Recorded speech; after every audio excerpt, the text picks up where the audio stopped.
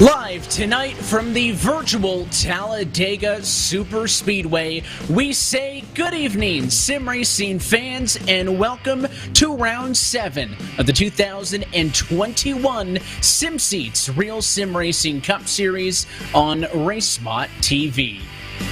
And happy that you're spending your Monday evening with us, strapped into the virtual seat and along for the ride as always. We're alongside our producer Hugo Luis and Jonathan Burke. My name is Evan Pasoko, and we are ready to go racing from the biggest and baddest track on the NASCAR calendar. Jonathan, a very different challenge to what we saw just 1 week ago on the short track at Richmond Raceway, where we saw Andrew Ferdinand win a second straight race and take the top spot in the playoff standings, with his second win of the year being the first driver to get multiple race wins. And he was kind of utterly dominant in that race. He was up front for a lot of it, leading most of the laps and really controlling the pace. So a really good outing from him. And we saw last week tempers flare from a few guys, and it's very, very aggressive. And hopefully here at Talladega, everyone kind of calms down and realizes that this is a race where those kind of moves, those aggressive moves, could cost you and everyone else in the field a chance at the win. And I gotta be honest with you, calm is not normally a word I think of when we think of Talladega, but you may need some calm in the chaos, I think, to be successful in this race as we get set to go racing tonight for 94 laps and 250 miles. So still half the distance of what we saw over the weekend with the NASCAR Cup Series, Jonathan, but we were just talking pre-race. 94 laps, quite the jump up compared to the 75 laps we saw in this race last year. So that is a pretty substantial difference. It's a substantial difference, but it's not unheard of. We've done 99 laps and 90 laps in this series before, the 2018 and 2019 seasons, and there was one race that did go to 100 laps, although I'm sure some overtime was needed in that one. So definitely a little bit longer, I think a little bit more of a challenge for some of these drivers, but I feel like it might make some of the racing better because there actually was less cautions in those longer races than there were in the shorter races.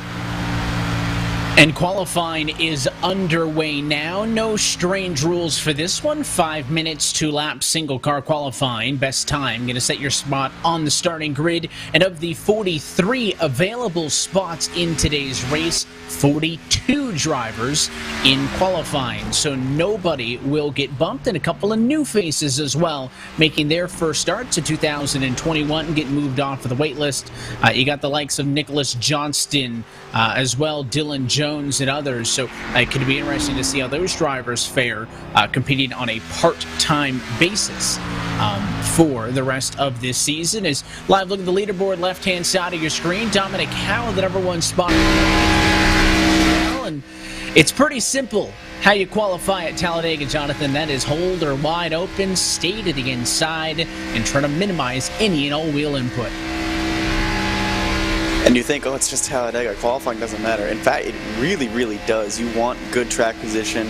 If you're trying to stay out of trouble, sometimes the front is your best friend. Those top 10 spots can mean a lot.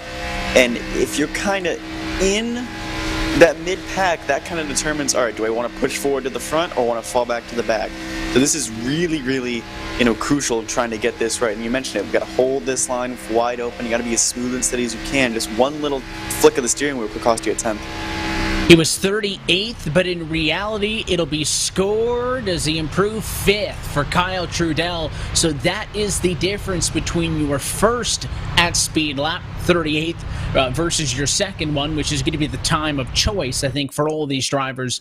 Quite a substantial difference. Burke coming onto the pit lane. I think just about everybody has completed. In fact, some drivers only getting 1 lap in the Q session. Strategy will be interesting in this one, Jonathan. We were talking to pre-race. I talked about that earlier already, but this is kind of the race where track position's important, yes, but unless I'm in the front, I really don't want to be in the middle. So I'm either up front racing for the lead or in the back, I think, letting all of it sort itself out for later.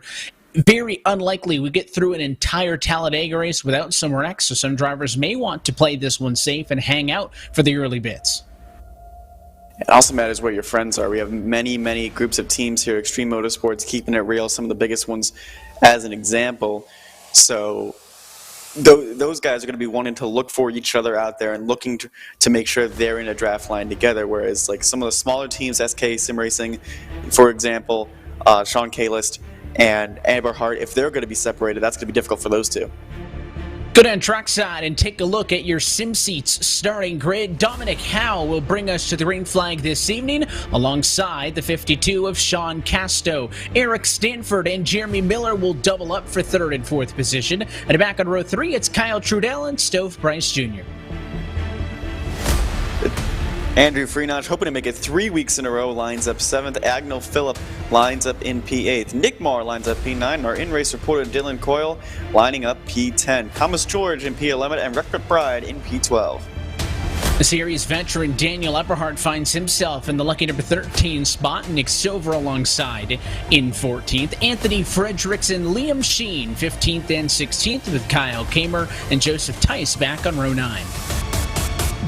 Winter Series champion Matt Danson finds himself 19th, Shane Parrish in 20th, Steve Durham in 21st, Braden Whittaker, a newcomer to the series, in P22nd, Michael Kaczynski and Joe Yakes 23rd and 24th. Adam de Blasio and Chris Rabel through 26th, with Jaron Weinmaster and Matthew Barr at 27th and 28th. 29th goes to Brian Chambliss, and another driver making his 2021 debut. It's Nicholas Johnston in 30th.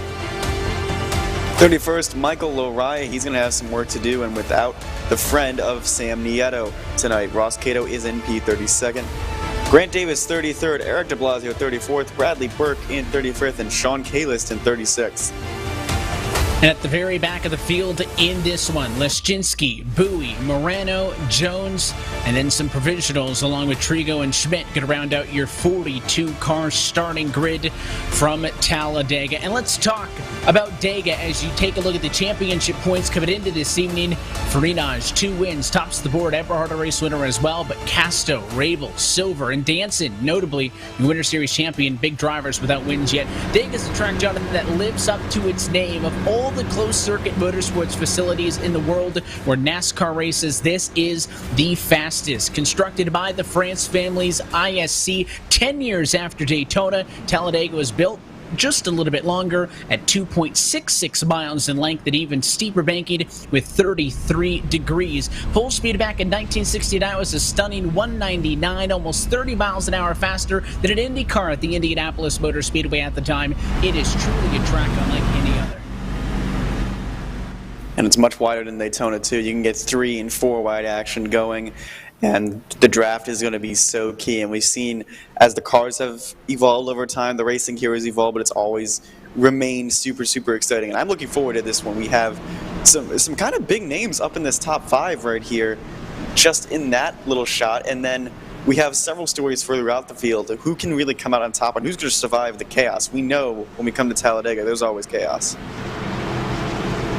Well, the pace car going to head down it in this time, and we get set for 250 miles of racing at the virtual Talladega Superspeedway. As always, happy that you're hanging out and spending a Monday night with us here on RaceSpot TV for round number 7 of the 2021 SimSeats RealSimRacing Cup Series. The field is in the hands of the 86 Toyota of Dominic Howe as we say, let's go racing from Talladega.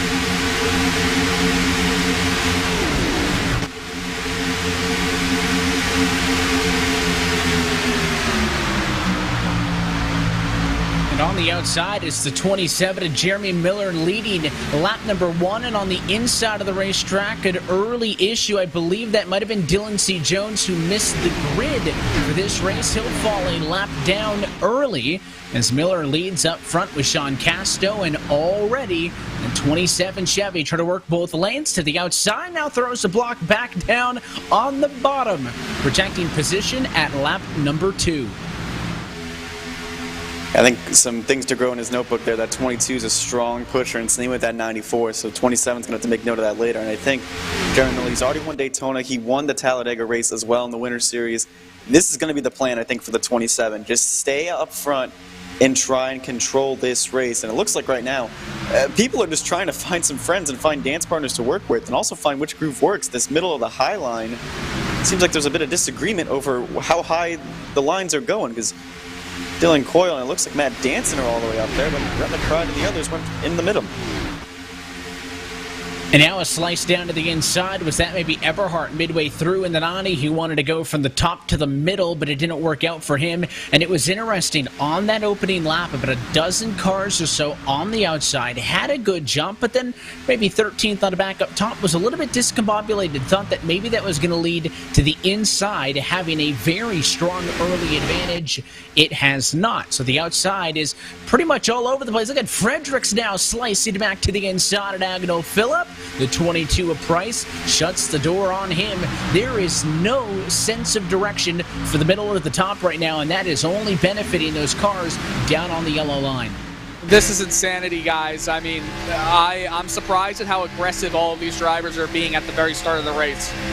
And you're in the middle of it, up top on that third lane. Is that a position you want to be this early, or are you trying to get those spots now by going to that third lane and trying to get up to the front? Nah, I didn't want a third lane. I kind of got pushed up here from around 6th place, and then the whole train went moving back. So I'm not going to force anything crazy here. If I fall back, I fall back. It's just way too hectic at the moment. And you can see Dylan there, Jonathan, just behind that white and orange number 28 Machida Johnston, is about the 5th car or so in line on that third lane.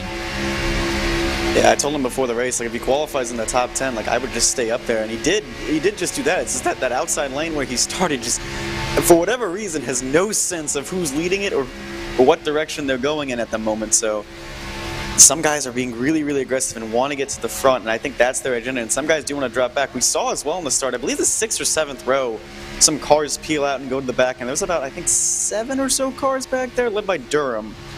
They're just kind of minding their own business at the back, but this is a hectic midfield scrap. They're 3 wide, 3 cars deep. Eberhardt almost got squeezed. Yeah, I hope we calm down here for a little bit. Yeah, you mentioned off at the start. Yeah, and Dylan's going to get back. You mentioned off at the start that Talladega is wider than Daytona, and I'm certain that they're appreciating that extra bit of space, but I mean, it hasn't led to things being any more coordinated, which is funny because as we watch all of this, I was starting to think, well, this is a race where it seems like, at least this year to me, Jonathan, there's been a lot more talk about teams than there has been in the past. Now, there was always the battles between Steel Horse and Aegis and some of the other teams from 3-4 years ago, but with all the new teams in this SimSeats Real Sim Racing Cup Series, this year they have really put a focus, the drivers have, not the series, the drivers have cared a lot about teams versus teams. And in plate racing, that is a perfect environment for that kind of advantage maybe to come into play if you know how to get hooked up with your teammates and try to control some things. Yeah, and I mentioned at the start, like, what kind of team play is going to be going on, and I think part of the reason we're seeing that hectic midfield is that keeping it real, at least that group, is seeing the 52 up front and doing very, very well. So some of their drivers, Sheen and Silver, they're trying to, like, carve their way through the field as we speak and get to their teammate. Other drivers that may not have that big of a team, say Jeremy Miller, just content right now riding at the front, not needing his teammate, who's probably towards the rear of the field. Last I checked, where is Brian Shameless? Yeah, he is towards the rear of the field at the moment, and someone's all the way down at the apron. That's Kalis.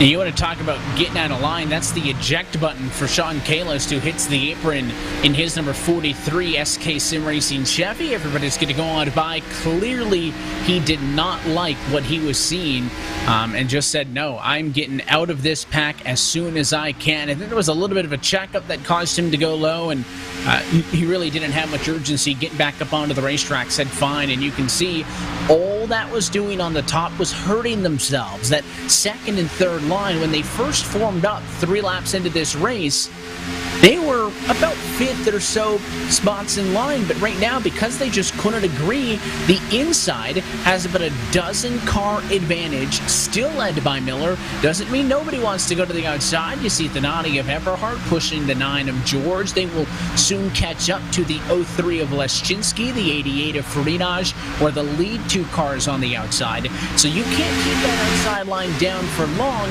but certainly they're going to have to be a little bit more coordinated than they were on that first attempt if they're going to hang like somebody like Miller right now, who's pretty much uncontested on the bottom, if Casto and Howe are content to ride for a little bit. And if I Casto and Howe, I would be very, very much content to ride for a little bit. And same even with Stanford and Stove Price, because some of these guys have had some up and down years so far this year, so you might as well just ride there. But I really thought on lap 3 or 4 when Freenach pulled to the outside, that outside line would get organized. And he's trying it again to get it organized. And I don't know if it's just that 9 is just being a little hesitant at Thomas George or what, but it's just not going anywhere. And now he's pulled out with the 03 of Leszczynski right behind him. So we'll see if they make any ground, but I really doubt it unless they get some other players towards the front of the field up there. And you have a long time before you get to the home stretch. I mean, we've seen drivers in the last 2.66 miles of this race go from 15th, 16th to a race win. These cars do drive a little bit differently, though, with the latest build and the update to the iRacing service, which I think means that you need to be a little bit more direct and coordinated. If coordinated is going to be the drinking word tonight, coordinated on your moves, Dylan. It's no longer just, you can just stick it 3 wide and it's going to work out. You do have to play a little bit with the air pockets and all of that around the cars.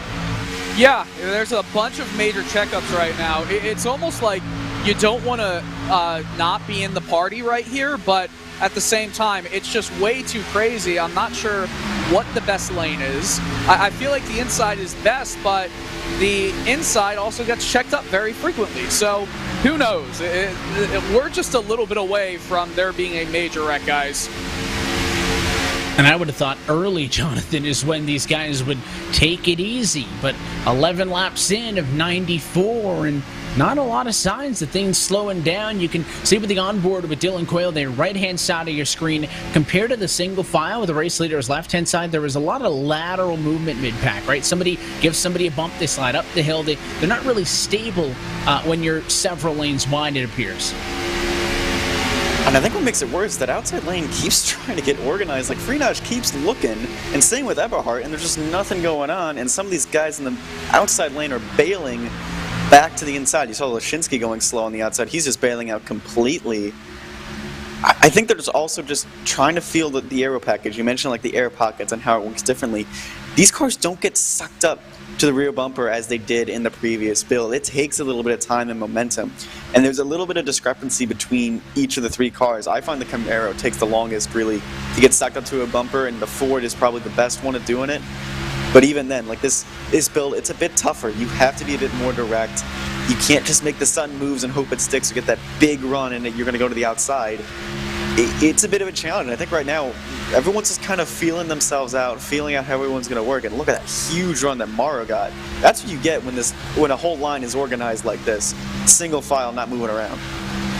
But everybody's moving around behind them. As you take a look with Matt Barra on board, got the VR goggles and the motion rig hooked up again here from Talladega. Funny, over the course of last week with the eNASCAR Pro Invitational iRacing Series on FS1, saw Jesse Iwuji in one of the motion rigs. He was talking about how it shakes the whole way around because Talladega is a pretty rough racetrack. Not quite at Atlanta, but it's pretty rough. So those motion rigs, you feel that movement more than just contact and cars making big moves, but also kind of the constant shake of the racetrack is something that gives you just a little bit more as far as realism and an added dimension to racing here on the iRacing service. But he also, in 14th position, seems pretty content with just riding right now. That single file train goes all the way back through Dylan Coyle in 18th position. Then it's Daniel Eberhardt trying to stir something up. But basically, the top half of your field, single file train on the inside.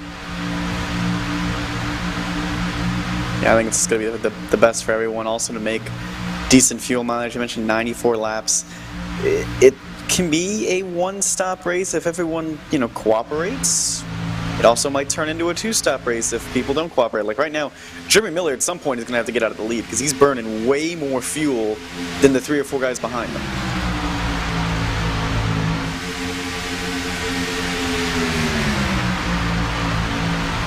Well, Miller's enjoying this because he's racking up the bonus points. Of course, 1 point for a lap led, 2 points for the most laps led is all you can really get. So he is in early contention to try to walk away with a lot of bonus points. And I think there was a huge checkup back in the back because Thomas George is yelling over the radio, what's going on? But no incident. They're fine. But I think that goes back to what Dylan was talking about with this mid-pack. Even when there's not 2 or 3 lanes and there's only a couple of cars up top, they just cannot get it sorted out. And again, they do drive differently than what we saw last year in both Talladega races. So I feel like maybe a little bit of this is that adjustment period, trying to figure out how these differently driving race cars handle in the group of 42.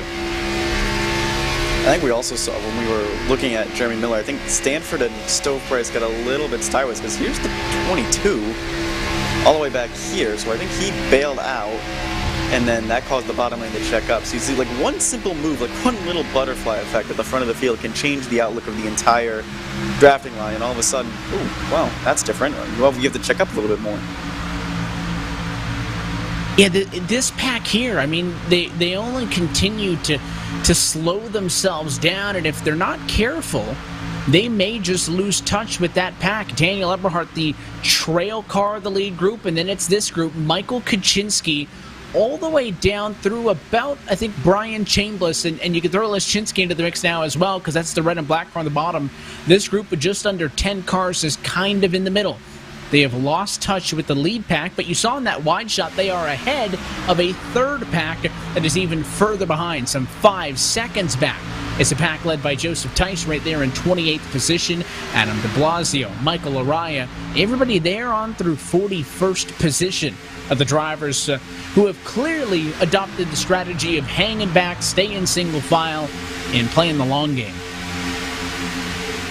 Yeah, you see 2 flat-out cars back here. You see the de Blasios both back here. So I think this was part of the plan, and I think, at least for Leszczynski, he might actually be in trouble because I think he almost lost the draft. No, he's getting back to Chambliss. Never mind. But the thing is, like, when you're that far out like Leszczynski, and if that pack's very organized in front of you, it's very, very easy to lose the draft. So that Extreme Motorsports car could have been easily swallowed up by that third pack, and he would have been down back there with some of those guys just trying to ride it out at the moment.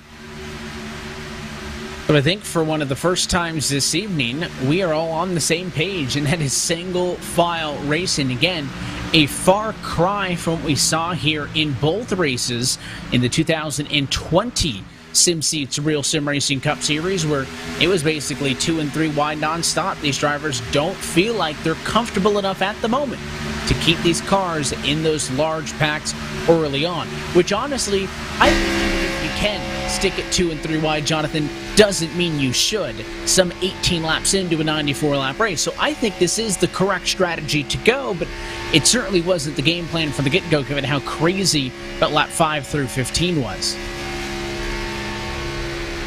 Yeah, I think everyone was trying to sort themselves out. I think the important thing is going to be someone's going to have to try the outside at some point and get something going, because it was working a little bit at the start, and then once people started bailing towards the bottom, all of a sudden that outside line did not work. It needs numbers, and it needs some organization. So I think maybe if a big team can get up there, maybe if Keeping It Real wants to put Castro in the lead, and if they have enough drivers up here to do it, they can try and form a line, but someone's going to have to test it at some point. They can't ride single file like this until lap 80, because then at that point you're not going to have a big enough notebook of, okay, this guy pushes well on the outside but on the inside, or okay, these guys are really good on the outside but not on the inside. Onboard look with Ross Cato there, who sits in the number 6 spot at the moment behind the wheel of his number 12 machine, and talked about some of the drivers who have had a good start to the season. One top 10 for Ross so far. He started all 6 races. He is basically the bubble. When you take into account the wins then points and how the playoff standings would work, Ross Cato right now tied for the last spot in the postseason with David Washington, some 10 points ahead of Kyle Kamer, who would be the first driver on the outside looking in. So for somebody like a Ross who fights hard in that mid-pack area to get those low team finishes and sneak at a top 10 here or there, Talladega presents a great opportunity for him to get a lot of critical points. Yeah, and he's not the only one in that group.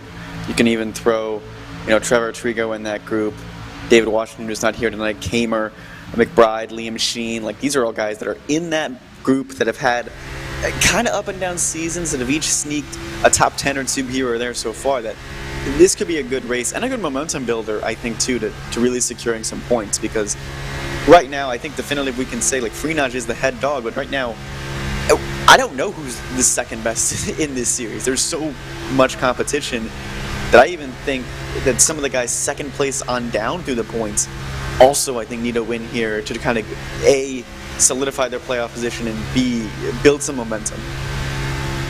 You can't definitively pick a big three, right? Obviously, you have Freenage, who has to be the favorite.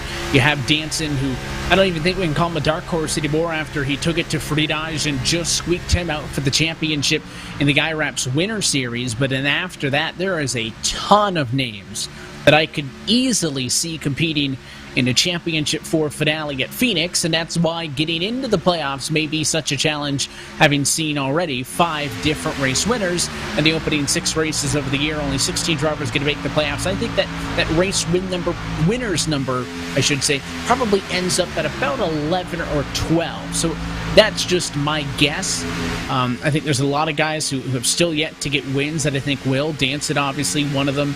I think, when you look to the points and the way they sit without the weight, a Casto, even a Nick Silver without wins. I think those guys can easily snag them. That leaves limited spots open on points come the end of the regular season. So that's why Talladega is such an opportunity, just like it is in real life, for some of those drivers on the edge to make that statement race win and give themselves an opportunity to breathe for the rest of this regular season and not be stressing points.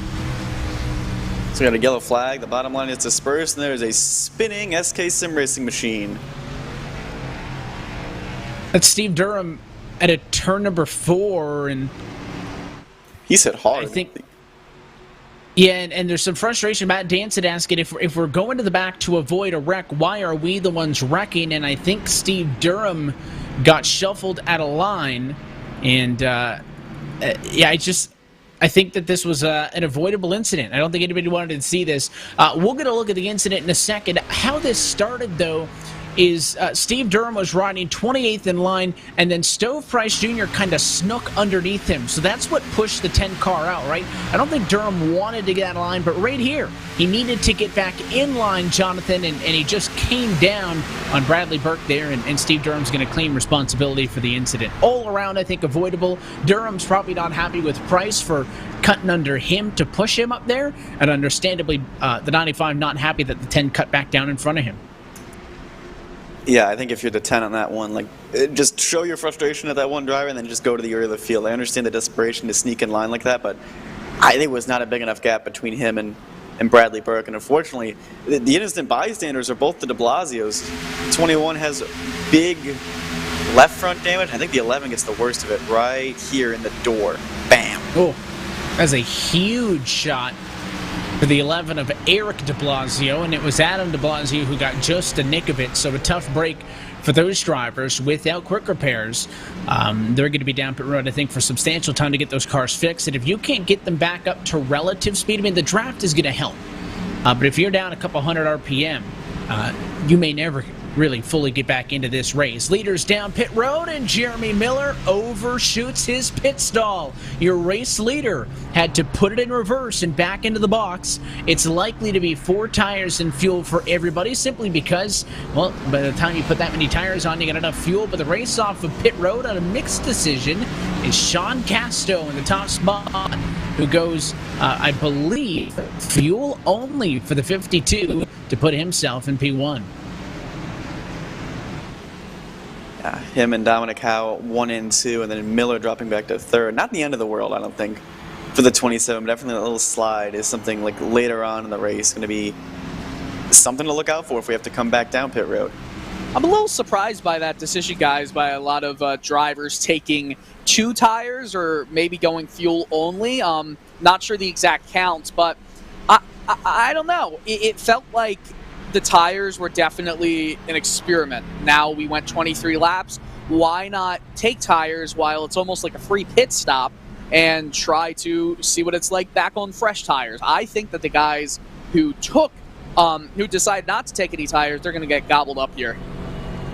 And normally tires aren't a concern. Up front, I saw a pretty good mix of no tires, 2 tires, and 4 tires. And it looks like the amount of fuel that these drivers needed to put in was about 12 seconds in the box, and 4 tires is about 15. So that's why I think a lot of drivers just opted to go for that. But Miller loses out here because he drops to 3rd.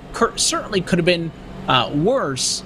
But I think, for those drivers, they did not want to give up that very top position. And on a restart, as traffic starts to get involved, that's where things could get interesting. Could Miller get shoved out of the line? Remember how much that top side struggled on the initial start? That's something to watch for this time through. It's a little bit of a different field behind them. They have, I think, Stanford has dropped back a little bit. Silver, Winemaster, Trudell, Sheen, and Rabble instead. So a little bit of a different field behind them. I'm curious to see where people go, or maybe if Miller is content with how in front or behind him and kind of lets him in line on the restart, be a little gentlemanly early.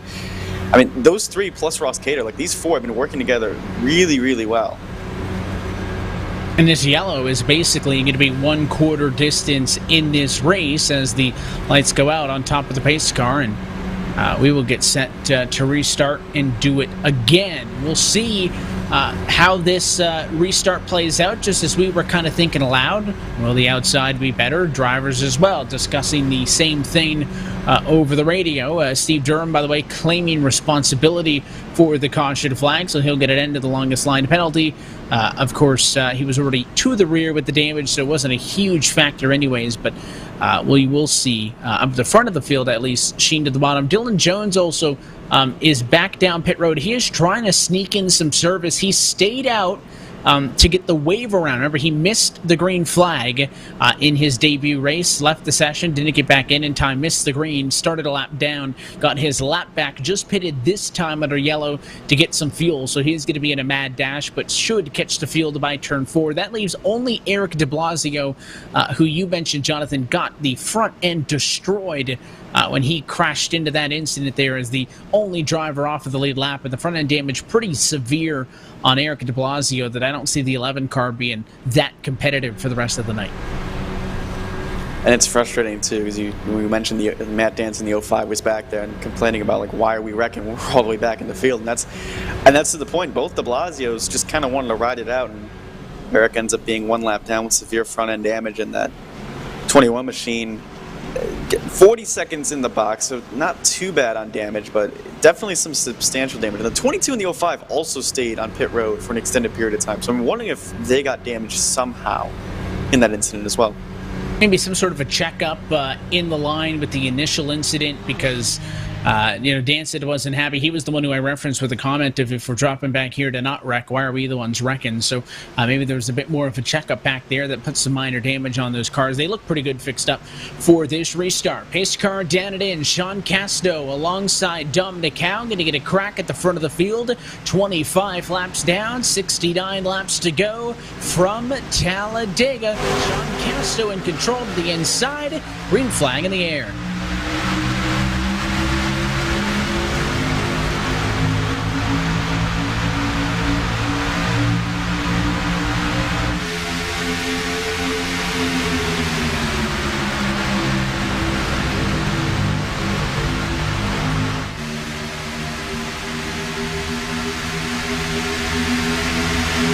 Really good jump by 86 of Howe, and now all of a sudden this outside lane seems much more organized than now.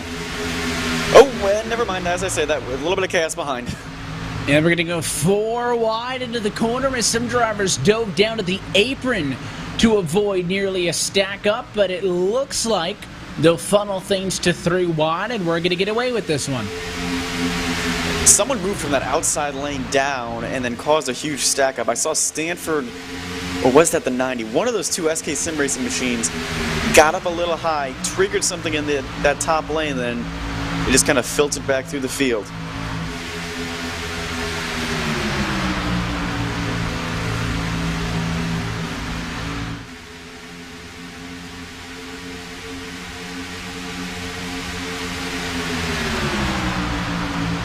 Well, once again, the lack of coordination up top benefits the drivers down on the inside because, once again, we see that inside line break away from the front of the field.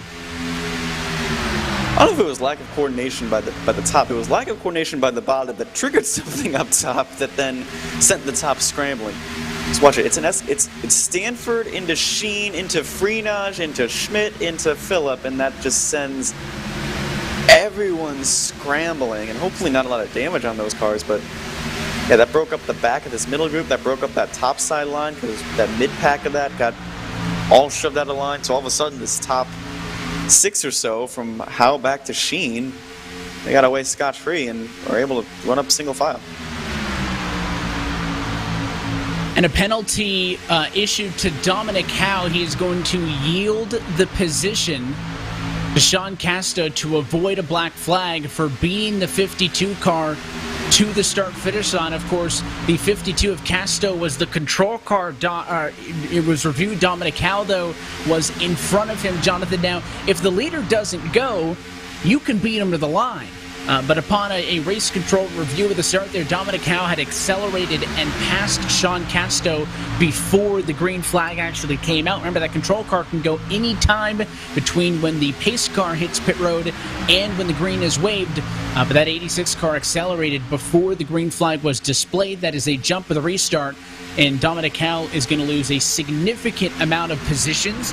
However, yielding the spot when told to by race control means he doesn't have to serve a black flag penalty. So certainly the lesser of two evils, but a tough break there for Dominic Howe, who started this race on pole position and now finds himself racing back with the 7 car at about 11th or 12th. Yeah, you got a good jump, and I mentioned it, but it was almost too good because he was almost way out. He almost pulled down in front, I think, of Sean Casto before they got to the line. As he goes down to Lashinsky. Almost the same as Durham, right?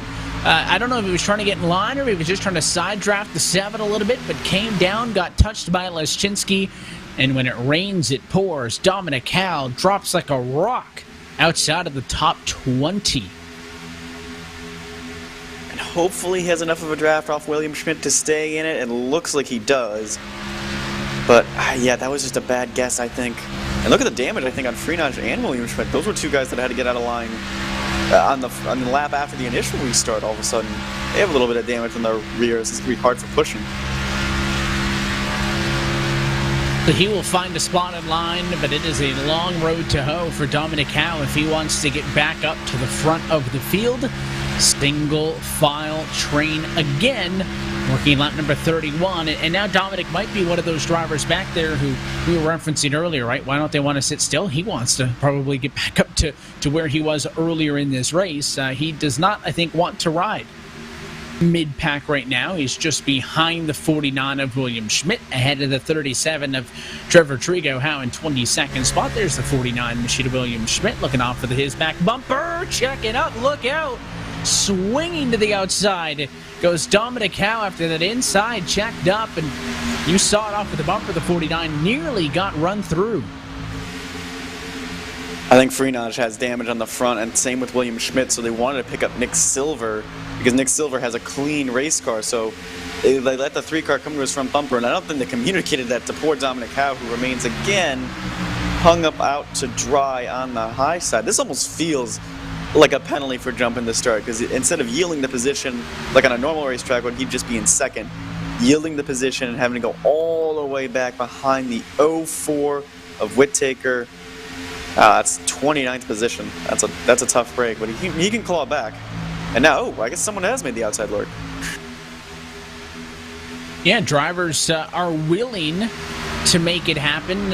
Once again, we see a big separation where the lead pack has broken away. That secondary pack where that checkup was, as you mentioned, was that pack kind of integrating Nick Silver in 19th. So this lead pack you're looking at now, first through 18th position, and puts him 3 wide. At the tail of this one, Eberhardt in the middle. I think that's Kyle Kamer on the very outside. It is in his Ford Mustang, and it's not going to work out for either of them because that's a one-way ticket to the back. I think Winemaster and Miller were able to jump Castro and Stanford just there, because Castro was leading last time I checked, and then now it's the 27 and the 48. It's a good move by them, and I think, well, Cameron's found the 90. They've 2 teammates that found each other. Well, Stanford's at the front, and where's Kalis? Kalis is at the back. So the SK Sim Racing boys, well, they're going to have a tougher time, I think, getting the bunch together. Well, that goes to the point that I had mentioned somewhat near the top of the show, right? Getting your teammates together, and in a race like this where it seems difficult for drivers to figure out what is happening around them, right? Who's going where, who they can work with as your leaders pass the slow number 11 car of Eric de Blasio. It's so helpful if you can get on the same page, and could be your opportunity to get a little bit of control over this one. Some more drivers towards the back of the pack, still frustrated that the hang back and hang out strategy is not working. In fact, some drivers on the radio complaining that they're catching the lead pack. They're saying, listen, we're hanging out because we do not want to be in the lead pack. So we'll see how this one goes at 1/3 distance, 34 down, 60 to go this time by. But this has not been a race of chaos as far as, drivers making crazy moves, Jonathan. It seems to be the basics that have been the issue tonight. Almost like you're relearning Talladega with the new draft model on these cars for this year.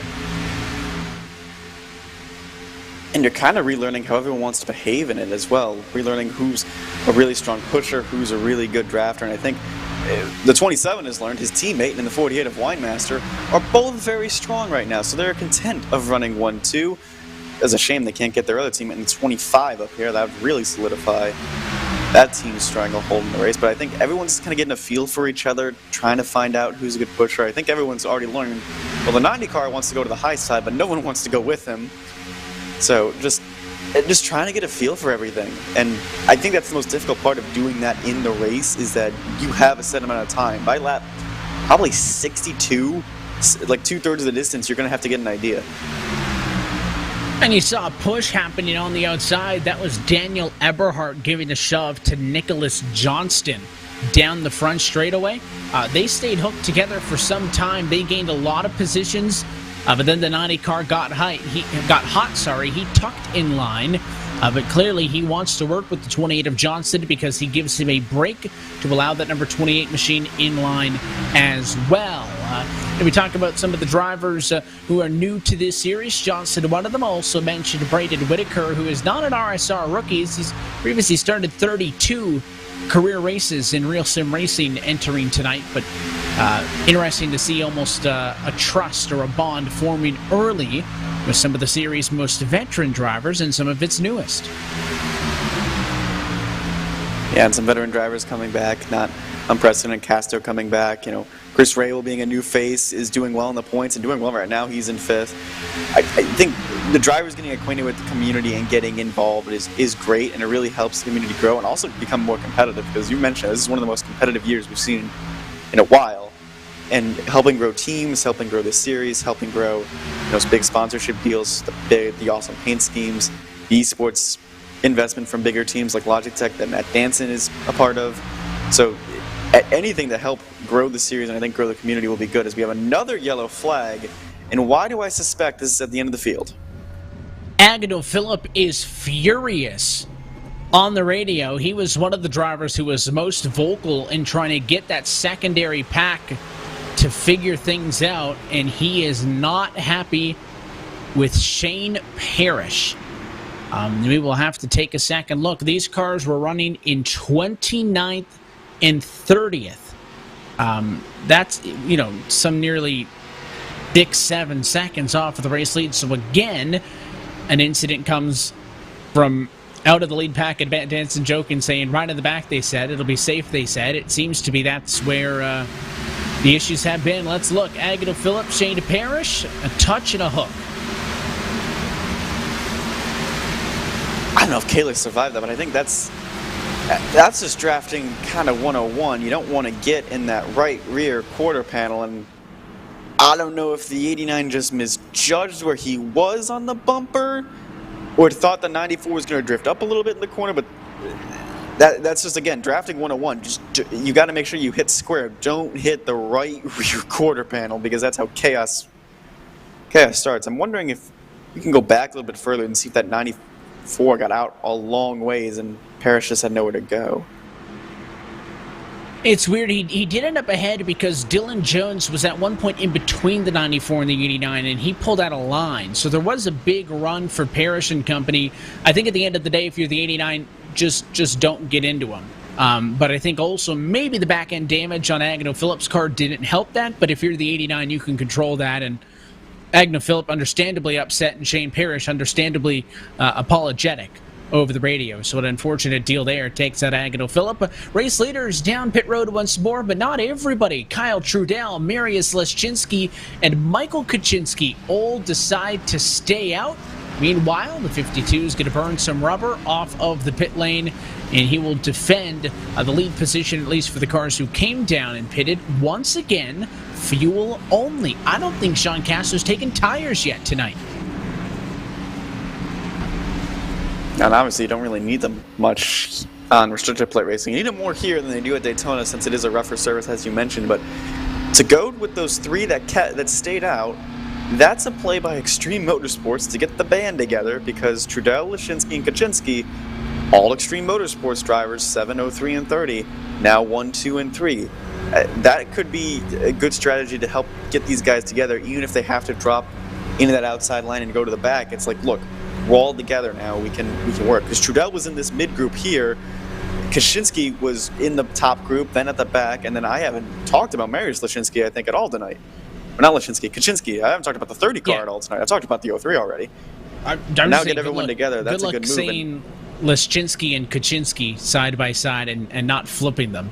But you're right. Those teammates getting together is going to be big. Also, this is really going to hurt Agno Phillip in the points, because he was 13th coming into this evening.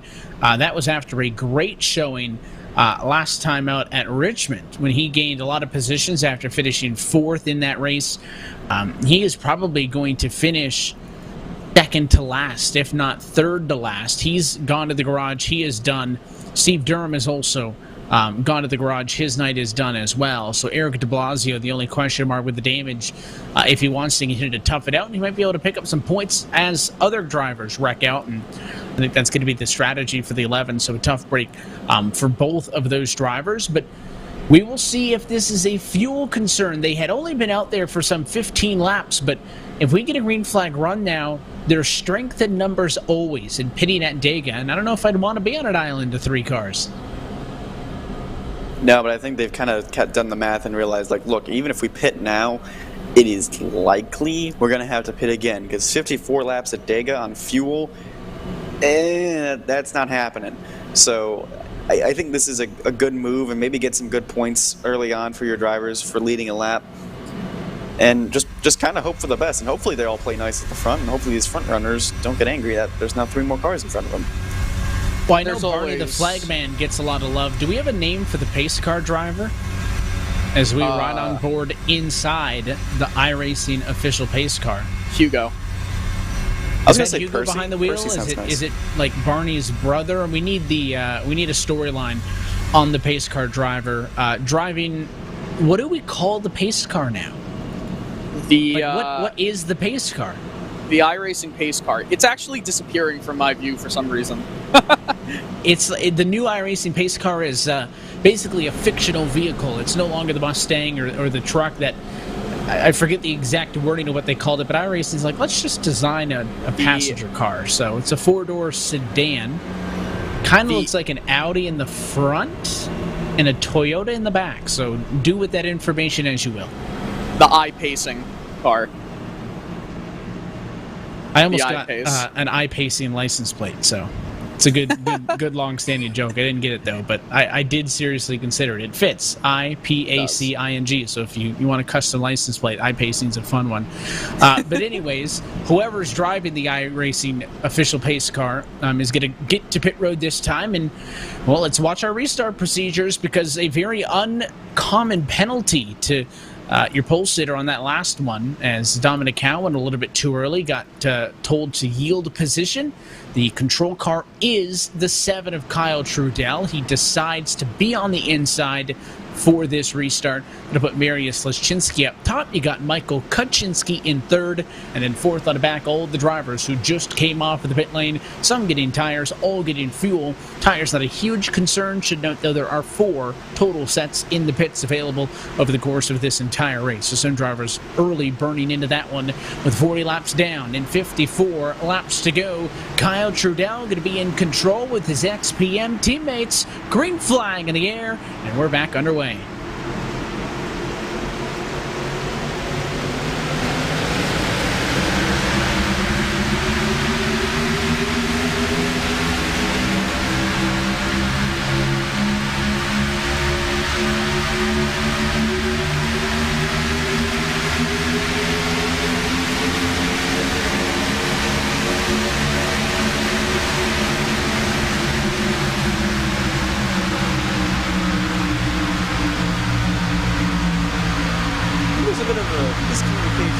Mid-group. I think Jeremy Miller was trying to let his teammate of Aaron Weinmaster in, and Weinmaster wants to get behind his teammate, but Daniel Eberhardt insists, no, I'm just going to push you.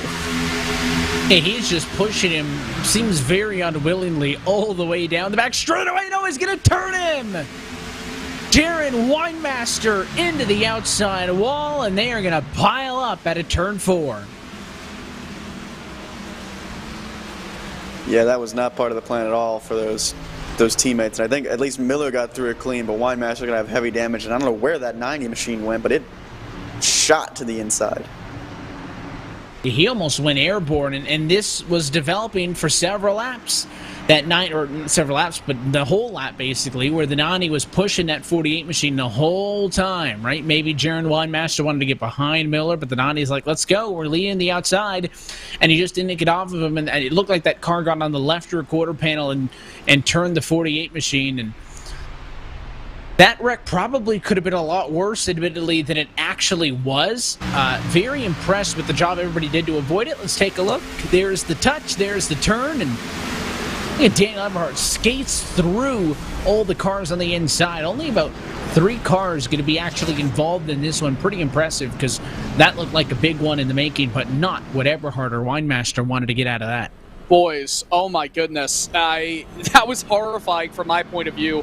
I was trying to watch in the rear view mirror to see what actually, like, who was coming flying next to me. Just couldn't see with the smoke. It was just ridiculously crazy.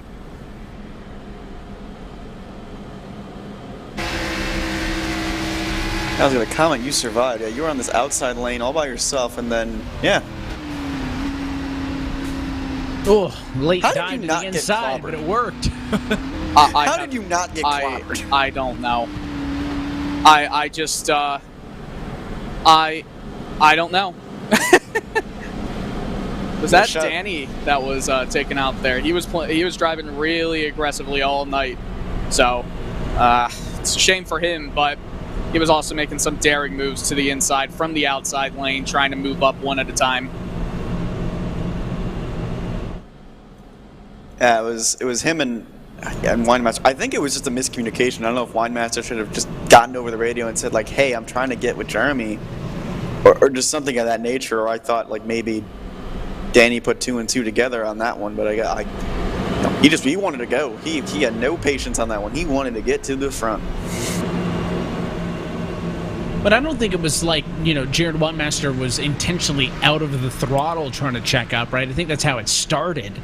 And then they were just kind of stuck in no man's land where neither of those drivers could go to the bottom. The 48 really didn't have a ton of momentum, and that was Daniel Eberhardt, who we had seen that 90 make some aggressive pushes earlier in this race, right? Up inside of the top 10 in a group of 2, but pushing in a tandem like that with the car that's being pushed that knows he's being pushed and is kind of in agreement on the strategy is very different than just shoving somebody who's kind of unaware or unwilling to kind of join you on that escapade. And it's just a tough way for all of that to fall apart. And I think, fortunately, if you can take anything out of it again, is it could have been a lot worse, I think. Yeah, and I think what also hurt was that you mentioned he wasn't purposely out of the throttle, but he was out of the throttle, I think, like at the exit of 2 and 3. And since that outside line just dispersed on the restart, like Weinmeister had really no one to draft with. So he had really no momentum, and then he gets to a 90 machine that has all this momentum and all the draft and all the aggression of going like, let's go, ring, ring, ring, to the front we go, and it's just no good outcome from that. And unfortunately, it takes out Eberhardt and Weinmeister, who have both been running towards the front, and then there's going to be damage, I think, on that 27, who's now back in 28th. And more split decisions on pit road this time through. A handful of drivers at the rear of the field decide to come in for some more repairs and top it off on fuel just shy of the halfway point, but a majority of the cars decide to stay out. That includes that trio of Trudell, Leschinski, and Kaczynski, who didn't pit on the caution previous to this one. And they orchestrated that restart, I think, well for those three. Like, Leschinski almost turned his teammate. He thought about it, I think, but they got in line. They got 1, 2, 3 like they needed to, and I think the only way for that to be done better is Trudell gets a slightly better jump, and the 03 can just peel down there immediately. But otherwise, good job by those guys getting organized. And the problem with that, though, is that outside lane is just immediately trying to bail to go to the bottom. And I don't expect that to change on this restart either. I feel like that's going to be pretty consistent. The only time where you're going to be a willing participant up top is going to be towards the end of this race, and I don't think you're going to hold the top for 50 laps to the end of this one. So, also important to note before we forget here, lights are on top of the pace car because that caution flag came out within 1 lap of the previous restart. This will be a single file restart. I have never been so excited and yet so concerned to see a single-file restart at Talladega before. But the good news is there literally can't be an outside lane having problems. There will be. We'll see how long they wait before they start to fan them out. Well, it solves the solution for the XPM guys. I mean, they just hold station 1, 2, and 3. There you go. Problem solved. We would think they should be well coordinated to get a good jump here, and if they can hold, it appears that if the lead 3 cars on the bottom are in sync, that they should be pretty difficult to pass. Once upon a time it was Miller up there, and Dominic Howes back up to 11th. He's working his way back to the field after penalty.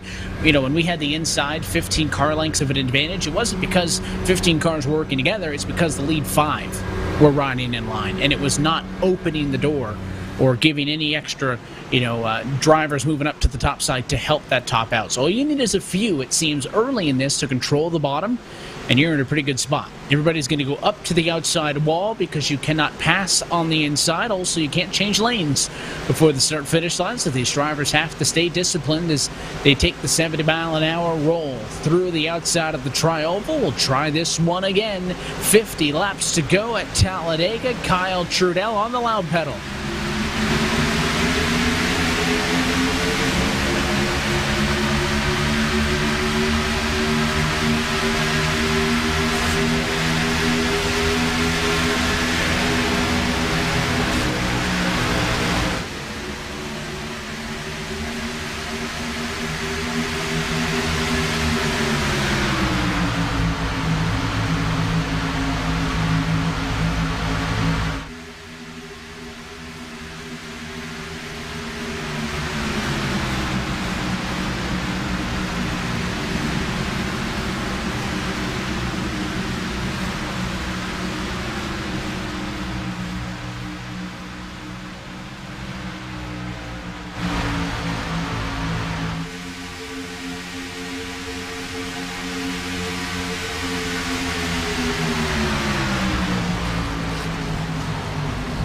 And a caution behind just as they got to the start-finish line to complete a lap.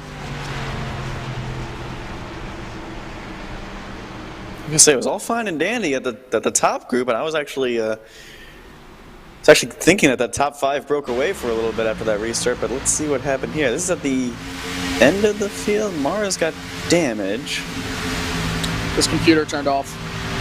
He said over the radio that his computer shut off, and that would explain it. And that's what you should do, in all honesty, is if the computer shuts off, just kind of slowly put on the brakes and come to a stop. Be as predictable as possible. Don't, try to cut to the inside or cut to the outside. And a tough break for Nick Mara. I would call that a win, though. If you can have your computer shut off mid-corner and you don't take anybody else out, certainly could have been a lot worse, but a tough break for Nick Mara, who had already had a rough night in the McConey setup shop entry for Mara Motorsports. Yeah, because now he has to get the tow back to pit lane, or at least the reconnect, and then get back in the race and get all fixed up. Just not ideal. And did we make it to the line before the caution came out, or no? Because I think it's going to be a single file again. It was close. I thought that the race leaders may have made it to the line, and I'll rewind the tape here and take a look. Lights on the pace car compared to the race leaders and whatnot. It looks like they were short.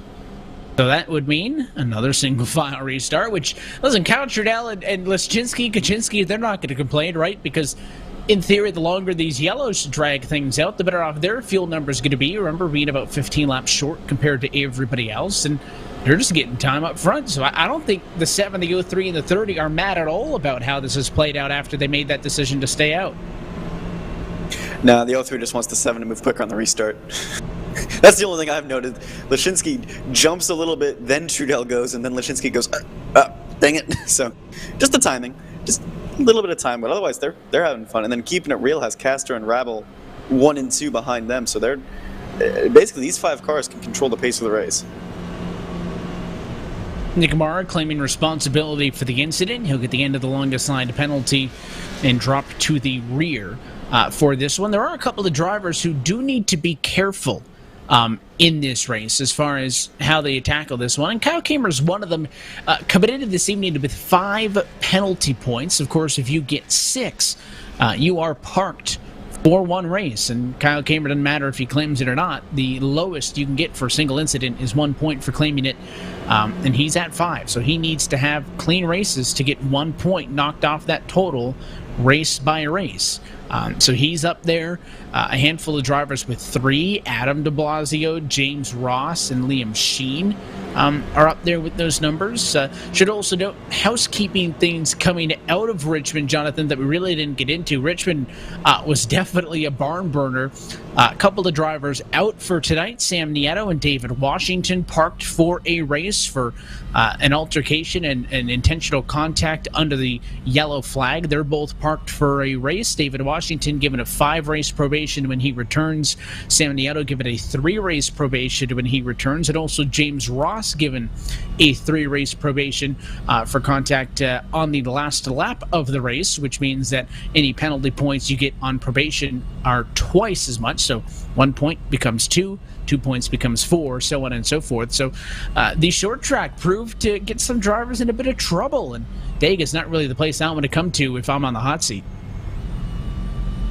No, it's a place to at least erase some of that, at least not taking responsibility and just trying to be careful. But yeah, the short track, you missed a very aggressive show. I recall the incident between Nieto and Washington, and it was an entire lap that you can put in a chapter book, and you still probably couldn't understand what exactly happened there.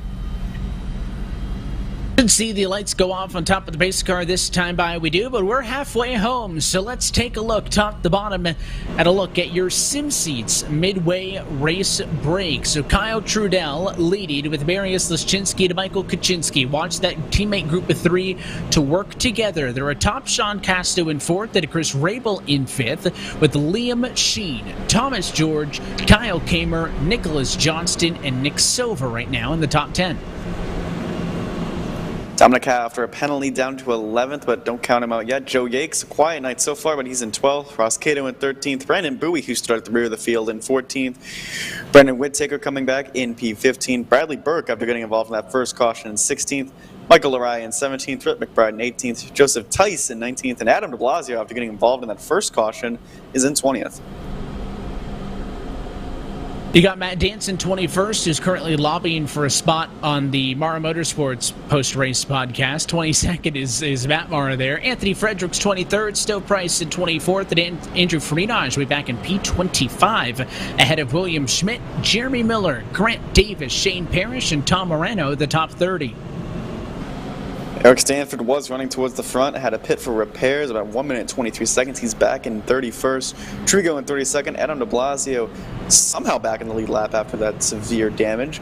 Brian Shameless in 34th. Dylan C. Jones back in the lead lap. Devin Coyle went down to pit lane, coming back out in 36th. Nick Marr with severe damage in 37th. And then Sean Kalist in 38th. We've lost Eberhard, Winemaster, Agnell Phillip, and Steve Durham from this race.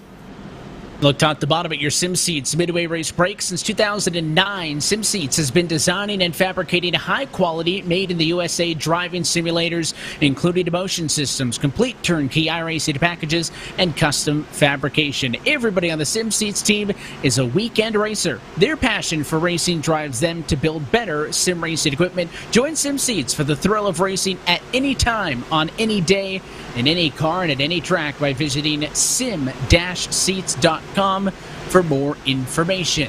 46 laps to go. We're past halfway from Talladega. Second single file restart in a row.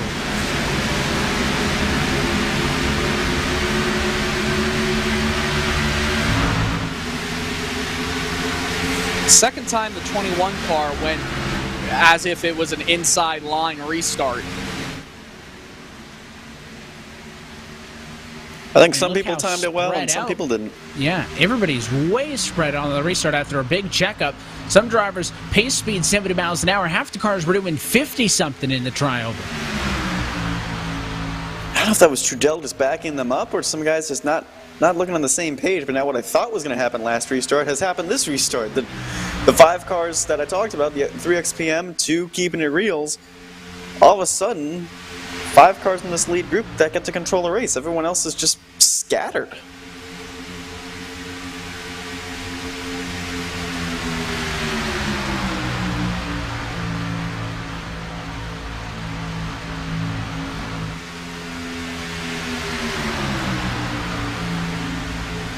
Well, the race leaders are packed together. No surprise, the 70, 03, and the 30 are well coordinated. Oh, and he's going to get turned. It was Casto from behind. Michael Kaczynski wrecked from third into the inside wall. Single car incident, no caution, and Casto over the radio apologizing right away, but citing a checkup as the 30 car lifted a little bit. The 52 tagged him. Yeah, I think the XPM guys were trying to save fuel, and the 30 gets a little high, and that's a... I'm not sure if an apology is going to erase that one completely. And just like that, the XPM trio becomes a duo, and it is even worse for Michael Kaczynski because he hits the inside wall, he gets significant damage, but he was the only driver involved, and it was off of the racing surface. So there is no caution flag, and he needs to hope now for a quickie yellow, or he's going to lose the lead lap pretty fast running off pace. Yeah, he's 18 seconds behind, and the closest friend he has to him is Eric de Blasio, who also has damage. So even if those two get hooked up, there's not going to be much they can do. I mean, I guess the good news is maybe if he doesn't have a lot of damage, he can slot in line in front of Kyle Trudell, or they can try and let him in line in between them so he can hold on to the lucky dog position. There's a couple ways they can work around it, especially since now it's just 4 of them in this lead group instead of 20. And the rest of the field impressed at how far those 4 cars are. They're 2.5 seconds now, 2.6 seconds ahead of everybody else. I think last year in Dega, a 4-car breakaway would have gotten swallowed up by the rest of the pack pretty quick. But these 4 cars with a in-sync 7-03. Look how well they're working together. When you have cars that are in sync with each other, they are actually faster in a group of 4 than the group of 20 is behind them. We'll see if they can keep that up. The last time by, they were better by about 1 to 2/10 of a second than that secondary pack. And I think it's just the front two being on the same page in the line. That's what's really helping, because Castor and Rebel are not having to do much work. And then you look back in this giant hornet's nest way back in the field, the front two are Liam Sheen and Thomas George, not on the same team. They're often competing against one another and racing hard against one another. They're probably not going to work as strong together as two teammates. That time by, the lead 4 cars were half of a second faster than the pack behind. Their advantage went from 2.6 to 3.1, and it only continues to grow, and it's making these cars antsy. Kyle Kamer's going to step out of line in this secondary pack. I get why he's doing it, Jonathan, because he feels like they're not going anywhere, so he wants to do something. But what did this accomplish? He goes to the outside. It only discombobulates this pack that much more. Yeah, I think the problem is, I think the one might have damage. Because you see that rear spoiler, you don't think about it as much, but the rear can have some significant impact on the drafting speed. So if this one car has damage, which last time by, like, Liam Sheen has not been in the 49-second range, and Thomas George does not seem to want to push him, I think someone's going to have to get up there and try and make a push and try and make this bottom line go, because right now it's Liam Sheen and Thomas George are not getting the job done.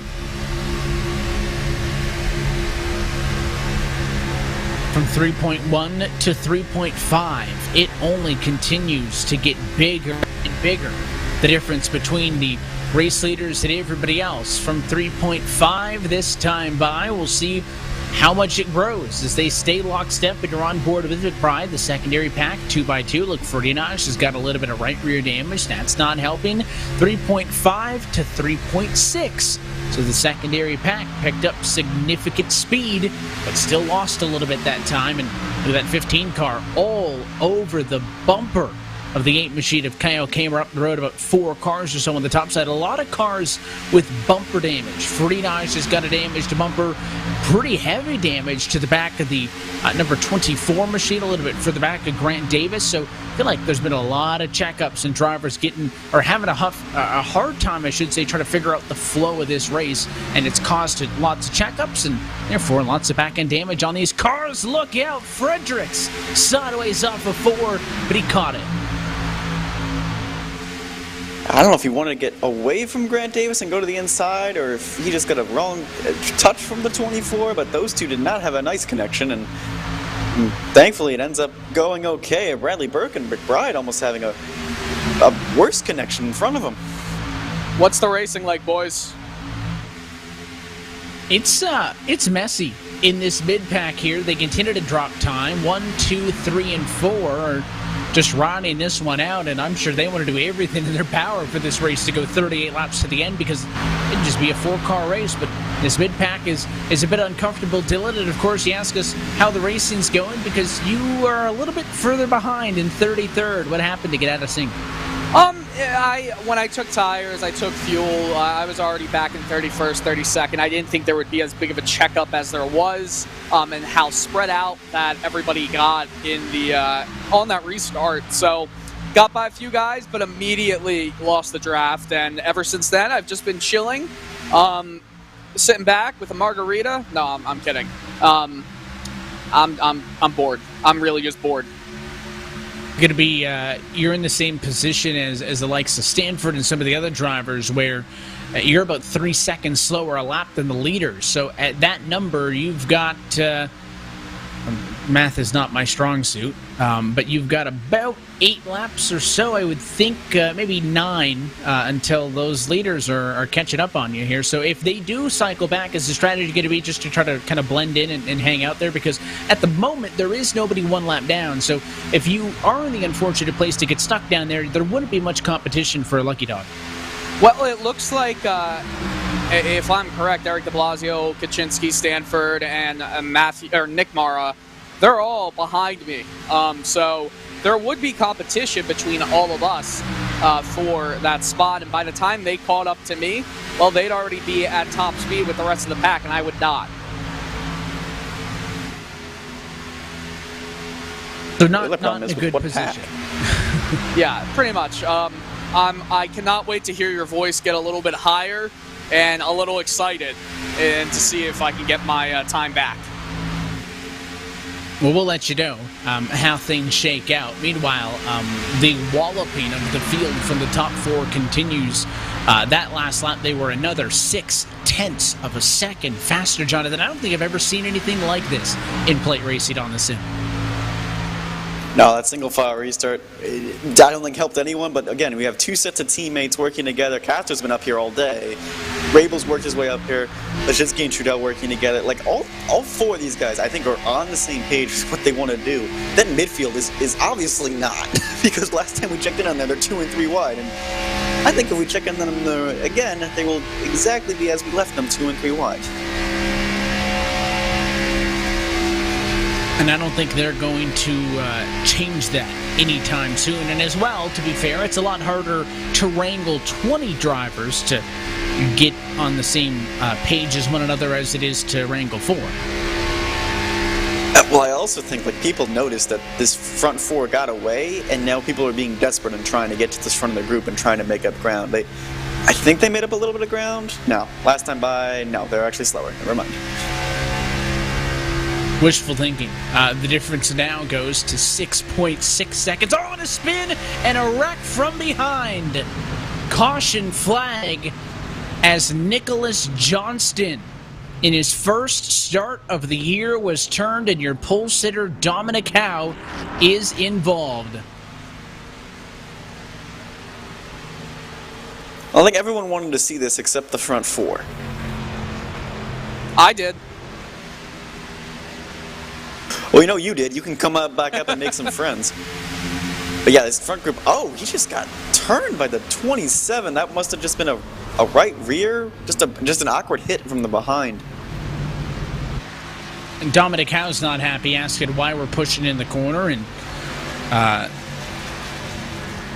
a disagreement on mentality with some of the drivers. Some drivers responding because we don't want to be 10 seconds behind. We're trying to improve on it. And I mean, you could see how fast the 27 and the 28 were when they were pushing, but right there, just a little bit out of sync to the left rear quarter panel, spins the 28 machine, and there was nothing Dominic Howe could have done. And what an unfortunate turn of events for the 86 after leading laps early in this one.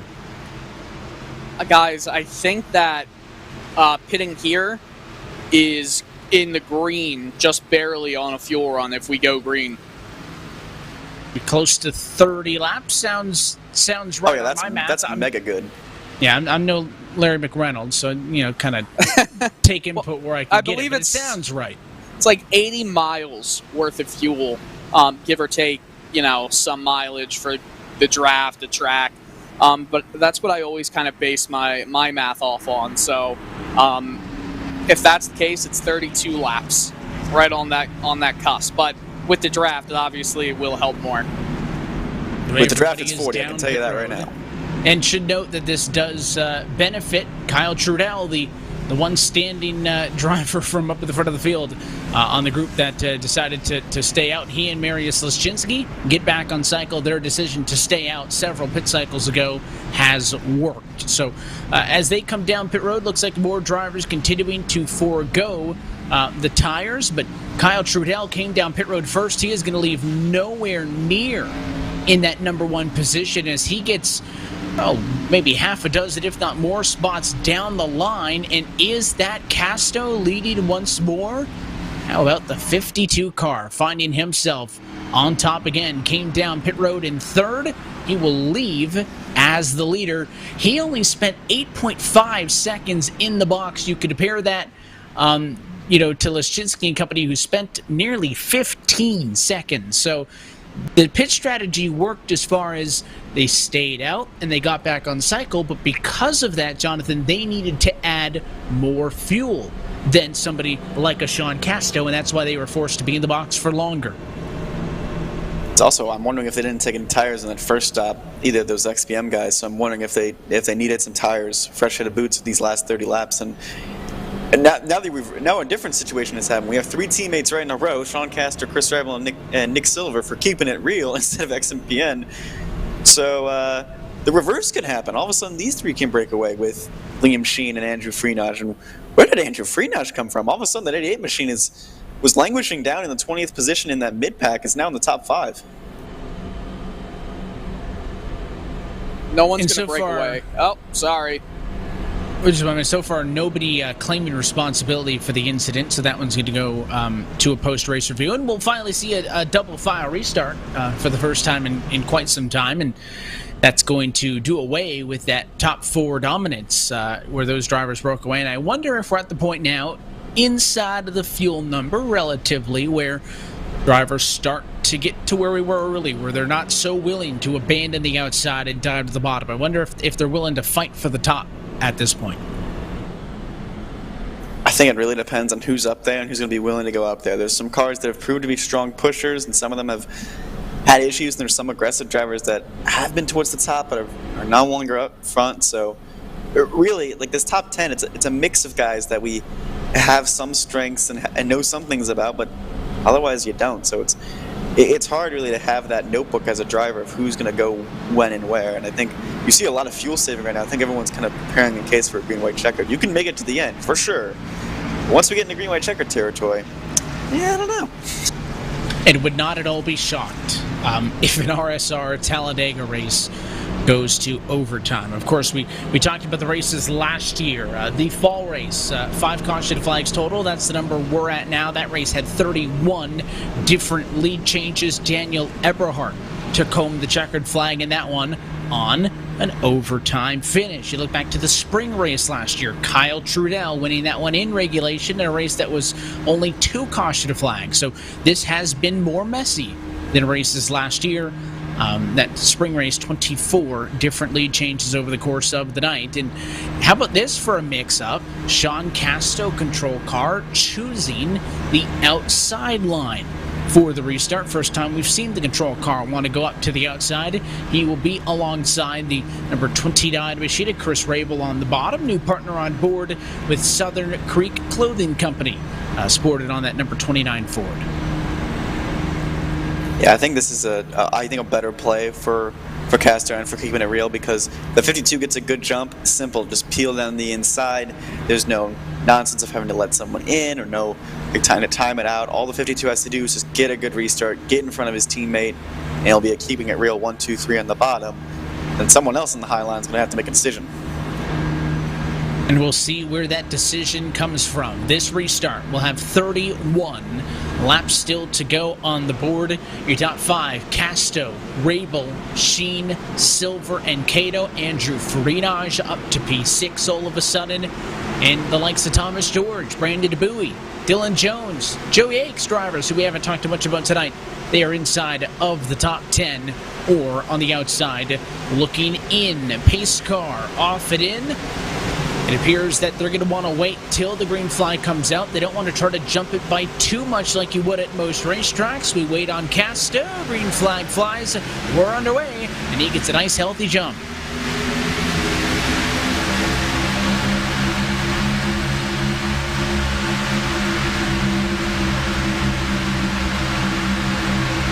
Perfectly executed like we said in the restart, but now poor Liam Sheen hung out to dry.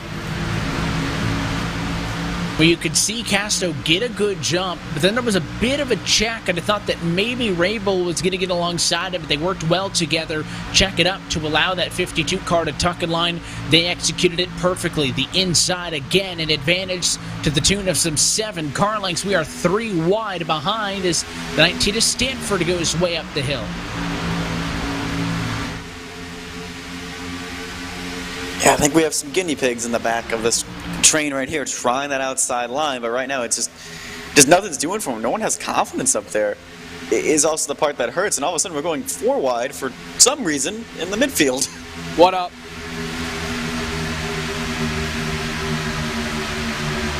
I would like an explanation, Dylan. I saw a gap.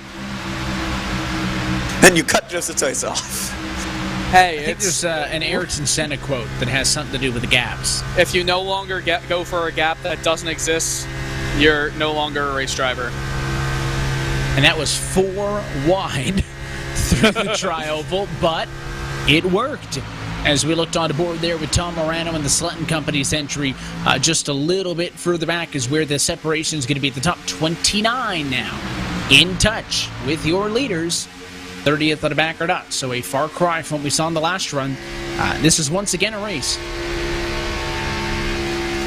I was so bored from being back for so long without any traffic, I decided to make it exciting.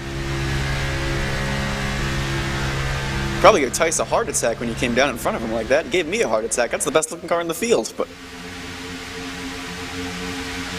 well, speaking of that, I can't wait till we get to Darlington, in a little bit, because for us at least, we are trying to mimic what you see with NASCAR and the back weekend and whatnot, and unfortunately, if anything, is we don't have 2 Darlington races on the calendar, so we have to wait for the playoff one to be our throwback. But that's always one of the funnest weekends out of the year, seeing all the different paint schemes drivers come out with, and even on a given week, all the different sponsors and whatnot getting involved in this SimSeats RealSimRacing Cup Series is good to see. Yeah, I like the colors. I like Nick Silver's been one to change a lot of colors. And I love the colors of the top 3. This blue, white, and green. All very nice. Cato has had a very nice car color. Freenage finally getting some paint on that car. And a lot of TV time as well for the Sim Racer on Amazon coming soon. Back-to-back winter. Funny, we get through the first 4 races of the year, and we're like, oh, we got all different winners. Yeah, first 5, right? Miller, Bowie, Eberhardt, Phillip, and Freenage. 5 different winners in the first 5. And we're like, I wonder how long this is going to continue, and then Freenage kind of snaps back at it, right? We had been talking for a little bit about, was Freenage a little bit behind? He and Danson looked like they weren't quite that hot coming into this Cup Series, as hot as they were at the end of the Winter Series, but Freenage has turned up the wick now. 2 race wins in a row, and 3 in a row at Richmond. So no surprise he got the win last Monday. That's a track that he has been so good at for so long in this series. I would argue he didn't even have a slow start. Like, he had that disappointing finish at Daytona, that's for sure. But, like, if he's talking to both of us at the end of every night, which he has been, he has, count them 6 podium finishes. That's top 3 finishes, which is why he's so far ahead in the points. He's had 6 of them. I say that's a good season so far, even if he's not winning races. Like, points, he's putting everyone on notice, especially with his consistency at tracks where he feels like he's not even consistent and good at. And you compare that to, some of his previous, performances over the years. Andrew Freenage has had many a times where he has won half of the races to start the year, and he's not that far off that, to be fair. But, Freenage has seemed to be not quite as untouchable as he's been in the past. I remember just 2 years ago, winner of 4 of the first 5. Long gone are those days, as these new competitors have come in and try to do what no one's been able to do for 3 straight seasons. That has knocked Freenage off the top of the mountain, a 3-time defending SimSeats RealSimRacing Cup Series champion. You gotta look all the way back to 2017 to get to the last time somebody not named Andrew Freenage won a Cup title on a Monday night, and that was David Comstock. You got the likes of Scott Eckrich, Dwayne Vincent, Eric Brundage, Chad Cole, and Landon Huffman as some of the RSR vets. None of those drivers still active. Though we could, if it's not Freenage, it would be first-time champ. Long way, though, from talking championship later on this year is this lead pack, single file, and pretty content it appears at the moment. Nobody trying to go out 2-3 wide. The single file train goes all the way to 16th or 17th where things start to break up. I think if that outside line is going to start, it's going to start with that 88 and the 2 XPM guys. Because I think Trudell and Lashinsky want to get back to the front. And at the beginning of the race, it was Freenage trying to get that outside line going. So I think if an outside line starts, it's going to be with these 3 cars.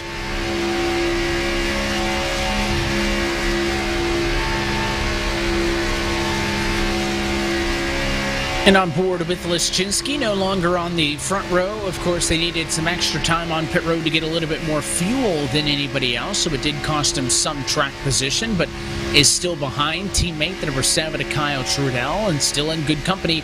That's what you need when we get down to 5 to go, or even 10 to go. Whatever your number is, or the one you want to make that move, it could be the one to go. Who knows? When you go to the outside, you need to know that someone's going to go with you, and that 7 and the 03 really need to make sure nobody splits them up. No, that's going to be the tough thing, especially if an outside line does eventually get going, is making sure some of these teammates stay together. Again, front three are all on the same team, keeping it real despite all the different car makes. These two are on the same team, obviously. Extreme Performance Motorsports down one member after the 30 car hit the inside wall. The 27 has lost his teammate. Brendan Bowie, the other person that keeping it real, is also in the top 10. So there's some teammates and team cars here together. The trick is just going to be just making sure you're in the right place at the right time with your teammates. And if we can get a look back towards the 21 car, the secondary pack is trying to strategize right now, and only because I heard them on the radio. This was a movement led by Rhett McBride and kind of endorsed, if you would, by Matt Danson. They were only continuing to lose time. They're some 5.8 seconds off of the race leaders. And he said, guys, if we put this lane up on the outside wall, we might be able to catch them. He went up, Danson went up, nobody else did. They tucked back in line, did some more convincing. Now they have gotten that entire line to go to the outside. Now they lost a full second to the race leaders that last lap because they were very discombobulated getting up there. But I would watch the intervals, the difference between 18th and the leader over the next few laps to see if this experiment actually works. I think the teammates got separated. I think the 7 has had a problem. I see him dropping through the order, and I think he's at the tail end now of the field. Well, the one thing that we said the 03 and the 7 didn't want, and it was contact, I believe, when we were looking back at this secondary pack. On lot number 73, the 03 and the 7 touched in turn number 1, and it nearly wrecked Kyle Trudell, and now Matt Barr is going to go down to the bottom and shuffle up the secondary pack. So nobody's real good at working together. Here's the contact. Teammates, look out! The 7 got sideways, and what a save to hang on to that one for Kyle Trudell. But man, you can't do that because it split those teammates up, and that's going to hurt them so much now. Hey, you can't do that, especially to your teammate. Now I think the Shitsky is preparing to drop out of the draft to go get his teammate and maybe write an apology letter while he's doing it. And, man, this back group, I don't know if they just can't decide on who wants to go up front. Or I know that 21 has front damage, and I feel like someone should reiterate that to these 10 or so cars in here. But just the disorganization of some of these lines, it's just not been helping, especially when guys are trying to go in the outside line at the lead group. And sometimes these second and third groups just don't work out, just don't work together.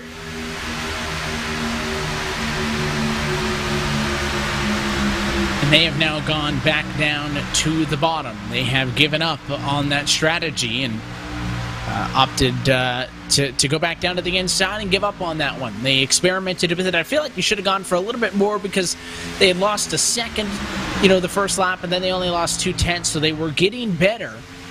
But they obviously feel like they weren't seeing the lap times they needed, so they drop back down to the bottom, and they're doing exactly what your leaders are doing. But again, just jumping way back, 16 cars. The bad chicken number this time, break it away. I think the problem was that they dropped to the bottom to get rid of the 21 car and cycle them to the back, and maybe they'll go back up there. I don't know. It just, again, organization, guys with different teams, different agendas working together.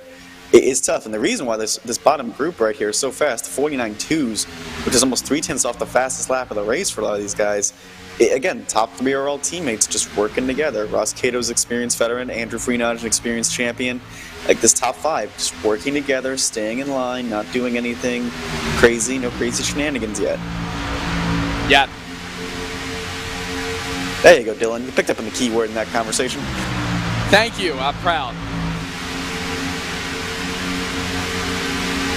18 laps to go this time by.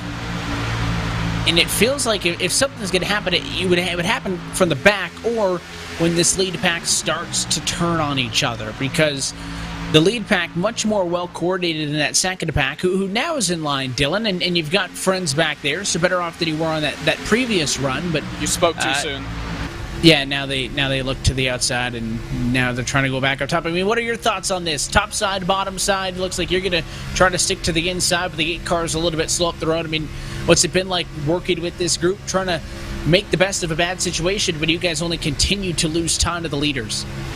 Yeah, it's I don't really know exactly what we're doing here. I obviously lost out right there. Just pick one.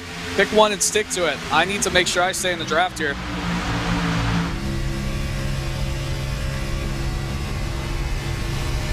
Should be okay. Oh, I got some speed. Yeah, it takes a little bit, and it can be really, really deceiving. Now, don't do that. That's gonna make you lose the draft again. I'm just bored. What is happening down below me? This is fun. Yeah, I think you and de Blasio need to work together now, buddy.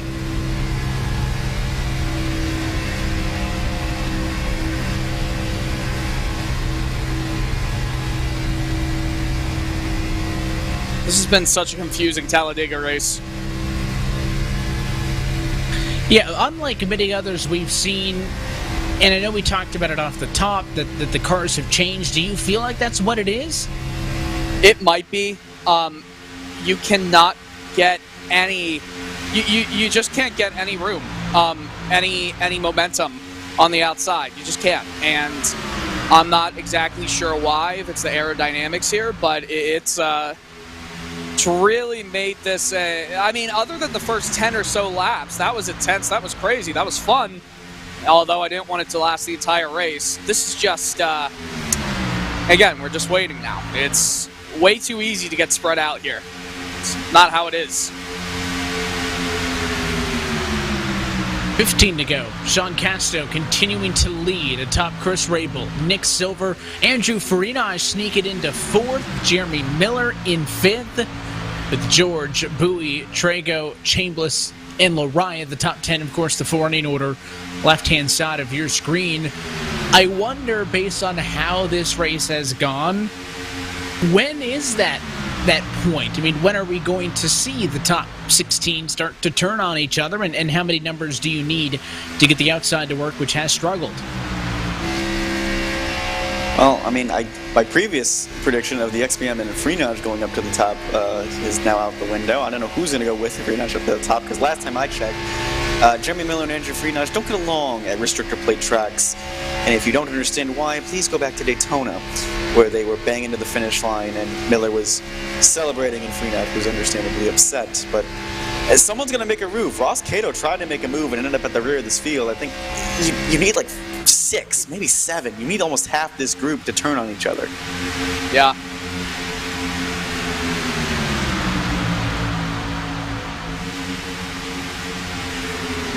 Well, is there anything like interesting happening? Because this is the longest stretch of silence.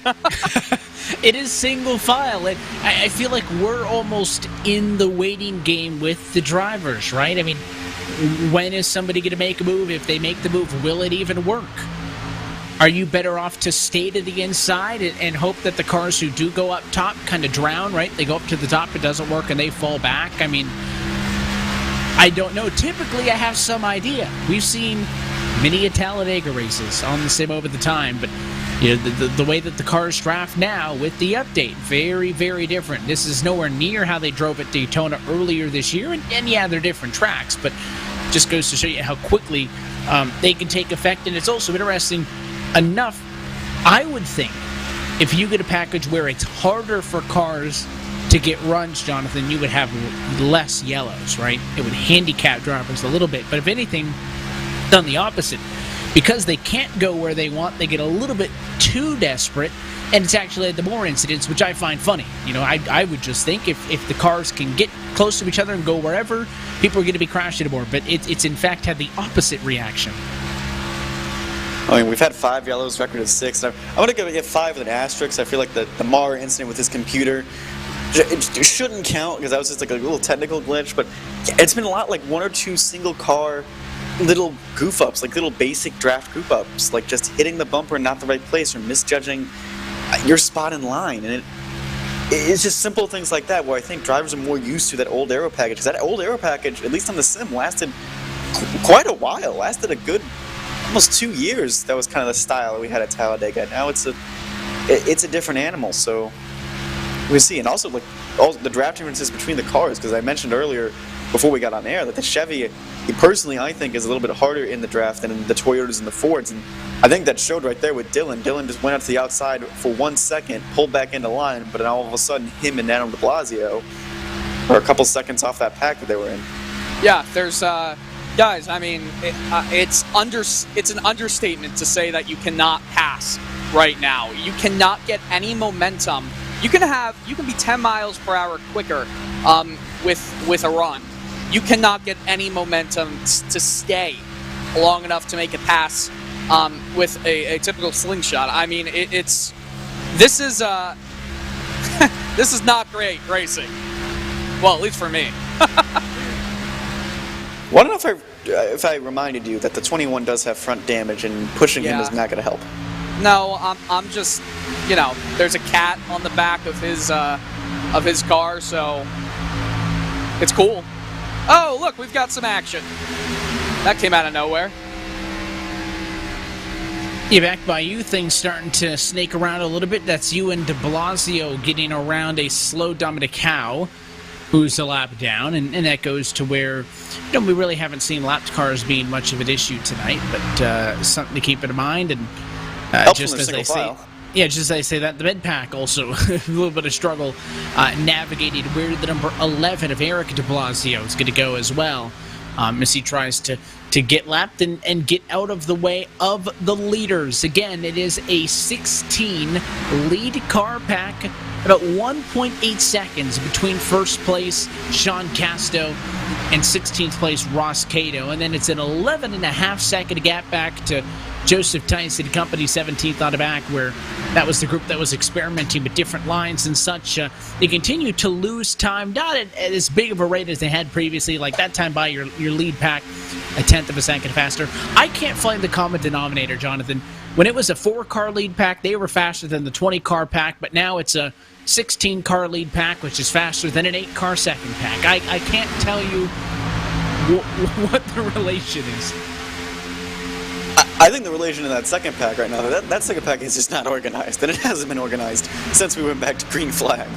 And I can understand a lot of those drivers' frustration, particularly like Danson, who feels like he should be up there, maybe making a run at it right now, and isn't, just because that pack isn't organized. And Tice, who was a big factor, I think, at Daytona earlier on in the season, and just hasn't been one tonight. So I think that's where the frustration lies. But now the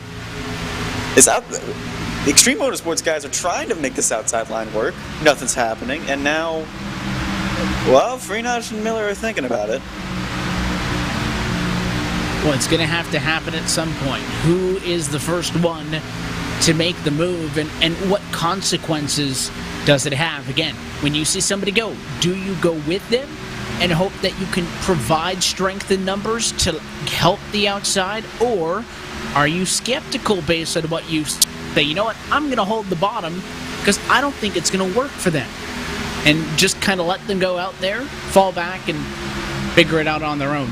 Very intrigued by the cars up front, though, and I want to talk about that for a minute. Sean Casto leading this race in his 127th SimSeats RealSimRacing Cup Series start, looking for a first career win. Chris Rabel, the rookie, in just his 7th career SimSeats RealSimRacing Cup Series start, also looking for a first-time win.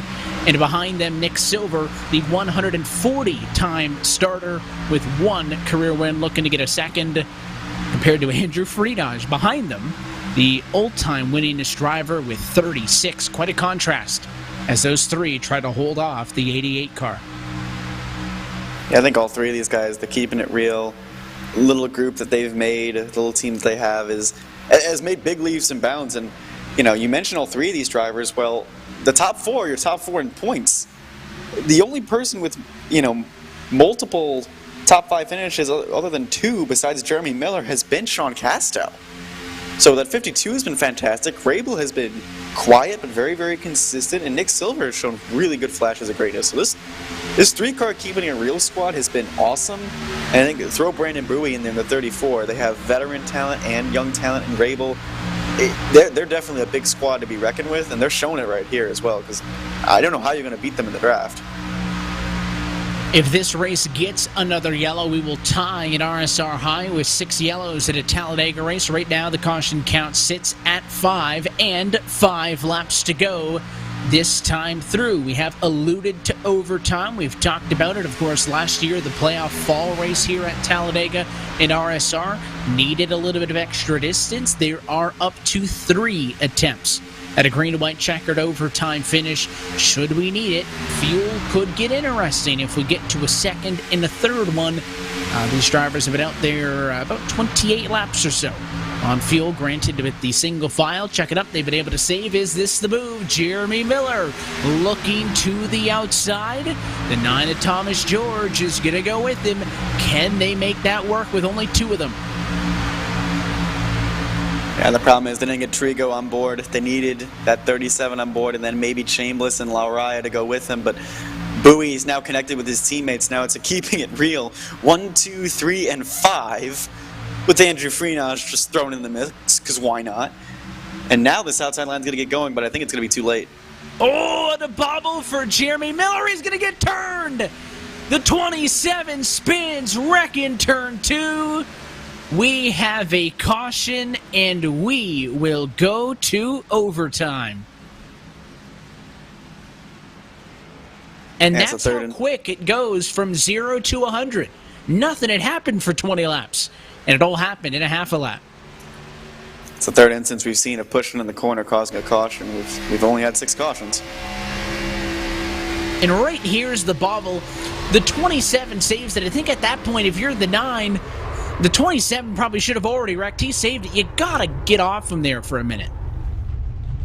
Get off him, or even at least bail out of the line and get in front of him and hope that Jeremy can recover a little bit. Because worst case scenario for you is you're turning him, and then all of a sudden you cause a much bigger accident by not backing out of it. And I understand, I know we're getting down to the wire, we gotta go, but yeah, after that first one, you need to back out of it. Yeah, if he wrecks on the first one, honestly, it is what it is, right? You're pushing it 4 to go. He gets loose, it happens. But once he catches it, you got to give him a minute to recover that car and give yourself a minute to get off of his quarter panel. Because you're not going to get away with pushing on the left rear like that. No, and I felt like if they're in that outside line already, they know that some drivers are going to go. They know that 88 car, at least for sure, who's been trying that outside line since the beginning of the race, is going to be one to put himself up there later. They just needed the position. They just needed to stay up there, and I think that's just a little too aggressive in the corner, and then the quarter panels. You can't touch them like that. He knew he was too far left. You can see he tried to go very slowly to line it up. Unfortunate Joe Yakes, who held the bottom in the 87 machine, he gets hit as Miller spins down the racetrack. And that pretty much takes the front end off, and I think no more hood on the 87 Chevrolet, so tough break there. We did talk about questions on fuel.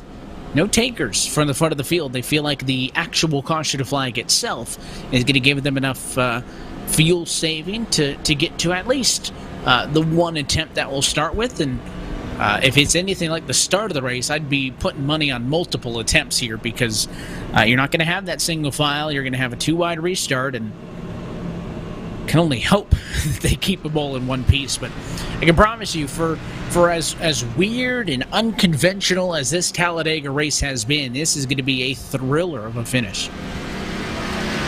I think the biggest problem is that if it's a 2-wide start in this first one, it's not going to be, if we have to get another caution, we have a second one. It will be single file. Oh. So I was awing at that. Yeah, we made this discovery last week. Me and Nolan did. So I think I'm almost scared for it, because I know people are going to be aggressive, knowing that it's just going to be this one double file restart. But I'm almost glad for it for a lot of guys, because it's like this is your one chance to dethrone the keeping it real boys up front. Because again, 1 through 5 minus Freenage, they're now all in a row. They control the race. And this is where, if you look to your left and look to your right and you don't have a dancing partner with you, make one. Send a private message, do something, find a dancing partner for the end of this. And with the way that initial move to the outside for Miller didn't work and then turned into a wreck when he did decide to go out of line, maybe you need more than one dancing partner to make this happen. It'll also be interesting to see what Sean Casto does on the restart. Remember, last time he decided to take the outside line. Does he decide to do that again? Obviously, it continued to work out for him because he was able to coordinate the restart and tuck back down into the inside with Chris Rabel there. Do the 52 and the 29 plan the same thing? I would assume that they would. That would leave Andrew Friedage in control of the outside. I mean, there's many different ways that this can shake out. I think the best scenario for Casto is going to be start on that outside line and then pull down in front of 3 of your teammates, because unfortunately this is going to leave poor, who is that going to be in the seconds in the... Oh, no. Actually, no. If he pulls down in front of his teammates, yeah, that actually works out perfectly. All 4 of them will be 1, 2, 3, 4. This is actually brilliant. It's the best case scenario. And that's if they can execute properly. Late race jitters, nerves, don't mess it up. Lights out. On top of the iRacing.com pace car, we are set for Real Sim Racing overtime. Take a look at the running order again. Casto does decide to take to the outside, so he will be first. Chris Rabel is second. Silver and Friedage inside to outside. 3 and 4. Bowie and Trigo, 5 and 6. Chambliss, George, 7 and 8. Joe Yates, Michael Araya, 9 and 10. There are still 32 cars on the lead lap, including RaceSpot's Dylan Coyle. Dylan, P26. It has not been a great afternoon for the 79 team. What can you get out of this, if anything? Well, what I'm thinking right now is just I'm going to stay in line. I'm not going to make anything rash. Not going to go try and make it 3 wide unless there's a huge checkup. We've seen it just doesn't work. You get shuffled all the way back within a matter of seconds. So I'll let everybody up front make the mistakes if there are any, and I'll just try to mind my business in the back and hopefully pick up a few spots here. Nothing too aggressive, but it's just impossible to pass without help.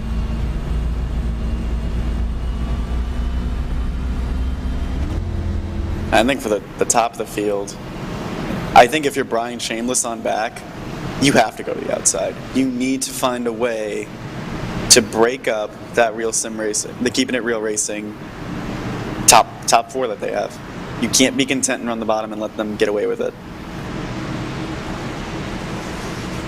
And we'll see if they can keep that stronghold together, or if there's a misstep, does it fall apart, and who ends up working with who? Again, attempt number 1 at Real Sim Racing overtime, up to 3 attempts if necessary for the virtual Talladega Superspeedway. They have to wait for the green flag to fly. Make sure you don't change lanes before the start-finish, and try to get clean to the white flag for this attempt to be official. The pace car is down and in. You're looking for Sean Casto's 52 on the outside of the front row. He is in control of the field here with Rabel. A bit of a miscommunication. They go 2 laps to go from Talladega. That miscue almost benefited them because Friedage did not get as good of a jump as he wanted. Now all of a sudden, that 1, 2, 3, and 4 that might have been a slim possibility now becomes a very definite possibility. And the outside's dropping on board with Trigo. Friedage doesn't have drafting help. The inside at advantage by 4 car lengths. Now by 5. Now by 6. The inside runs away to turn 3. Yeah, there seemed to be confusion in the midfield, but I mean, I get some of those guys staying on the bottom, but I feel like to win this race, you need a... Oh, no.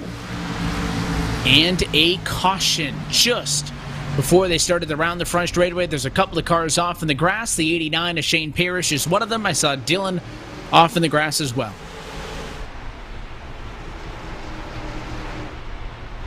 You're just doing some lawn care work. No biggie. And we'll wait to see a second look. This was in the pack, and of course, you know, your leaders were able to separate, but we knew the mid-pack wasn't going to, and that they were going to want to, you know, try to make some moves and make up for lost time and all that, and we'll have to see how this one played out.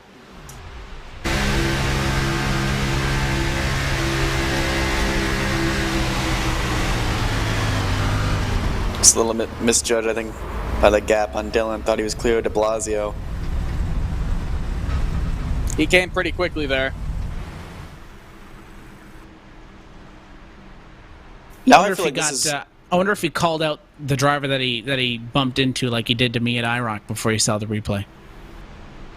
I didn't call him out there. He was coming pretty fast. To be honest with you, I didn't hear inside. I don't know if that was, something that was, feel bad about that. Stove always has something to say about me, so he was talking. He always has something to say about me, but, yeah. So, hopefully... I thought it's not what you wanted to do on that last one in attempts to pick up the spots, not how it was drawn up in your head. Yeah, I've claimed it, by the way, so I'll just drop back farther than I am. Oh, wait a second, I'm already at the back of the field. Yeah, I misjudged it, tried to come down. I was a little bit hesitant. That's kind of how it goes, right?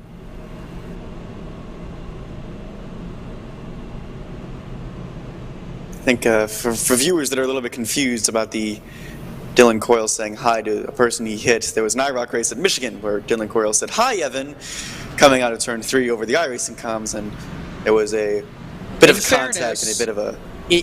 Both incidents were very small misjudgments. No. Oh, come on! You totally moved down. No. You totally... Yes. I think you're the only person who thinks that, but it's okay. I know, because no one wants to yell at the overlord, Evan Pasoko, but... Car high. Hey, I heard nothing.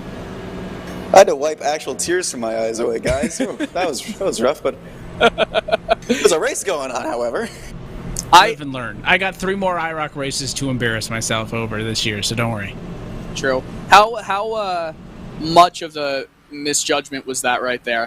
Was it a matter of just inches, or are we talking full I mean, out? if you had just full send committed to the bottom, you probably could have got down in front of him, but it still would have been kind of just jumping down in front of him. But I think you thought twice about it, and I did. By that point, he was coming up the bottom, and then he ain't going to give you a break at that point. Nope. It's Talladega. It's Talladega. It's a frustrating race so far. Nothing's going right. I mean, immediately you saw everyone was going down to the inside. This is this is like Daytona 500 2013, where everyone ran single file, and no one could pass. I mean, this has been a bad Dega race, a bad super speedway race.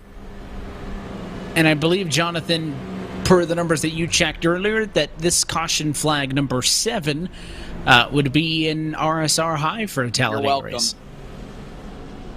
I mean, I'm putting an asterisk on it because I felt like the... Want me to cause another? That caution with Mara shouldn't really have counted. But yeah, it's definitely an RSR high. And now, what do you do, Evan, if you're 5th through 30th right now? Because the worst case scenario has happened. You have a 4-car team, 1, 2, 3, and 4. How in the world are you supposed to beat that? Well, I would normally say get everybody but those 4 to work together, but we saw a 4-car group beat everybody else by 10 seconds earlier in the race. So if they stay loyal to each other and are content with finishing 1, 2, 3, 4 in whatever order they sort out with after the restart, I don't think there's anything you can do, honestly. It's if they start to turn on each other. And listen, I don't think anyone's going to expect you to give up a win for your teammate. Certainly the objective needs to be to not wreck one another, right? But coming to the line, you can pull out and try to make a move. As long as those guys make the move late enough, I think they can make sure that nobody else even gets a look at it. But you need to stay disciplined enough to not pull out on your teammate until off of 4 on the last lap. Yeah, that double file restart was the best chance, and I'm like, to say I'm surprised that I saw, Chambliss and George and Loriah and Davis all still on the bottom. I was like, no, you're not going to get the win that way, guys. You needed to go up and help Freenage you're going to really get that outside line going. I mean, man, you're going to lose more time on the outside. Not if everyone goes there. Yeah, but come on. You needed to throw a 3 and 4 car team up front. The only solution in my mind was you need to dump all 4 of them. That's the only way to pass them. I've definitely brought us to an anticlimactic ending. My bad. Well, it is going to be a single file restart, which definitely helps that group because they don't need to worry about controlling the inside or the outside and tucking down in line, but it does not promise or guarantee them the win. Pace car back off and in. This will be green-white checkered attempt number 2 from Talladega. The teammates continue to dominate the front. Casto, Rabel, Silver, Bowie, 1, 2, 3, 4, 32 cars on the lead lap. You look off at the back of the race leader, the 52 of Casto. They're going to go a little bit early. Green flag flies. 2 laps to go.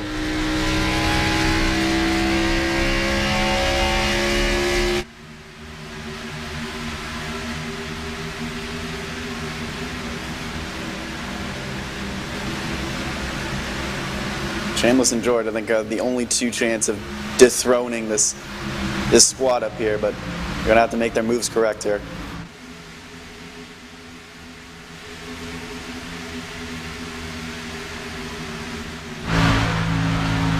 And for the 52 machine, still in control into 3 and 4. Can they get to the white flag for this one to be official?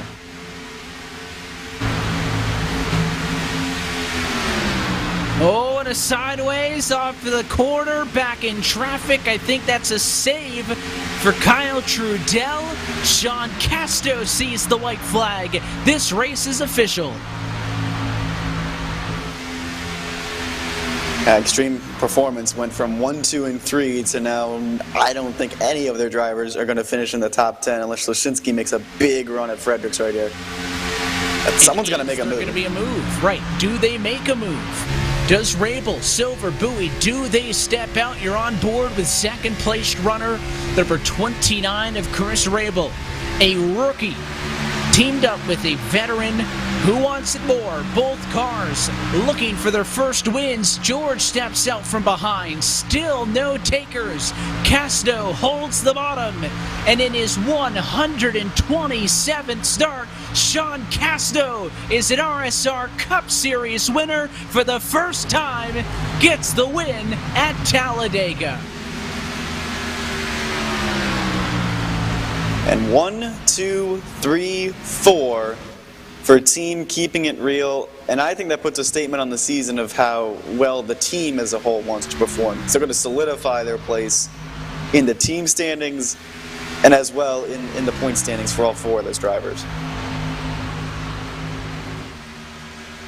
And so well deserved. I talk about those 126 starts for Sean. That is 14th most in series history.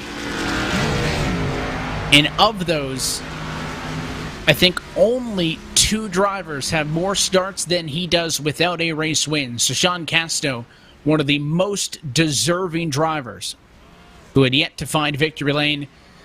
One of the longest tenured drivers still active. The longest tenured driver still active, yet to win a race. And he is finally a race winner in the SimSeats RealSimRacing Cup Series. What a job for the driver of the 52. So well deserved that we wondered, would those teammates step out? They did not. They held strong.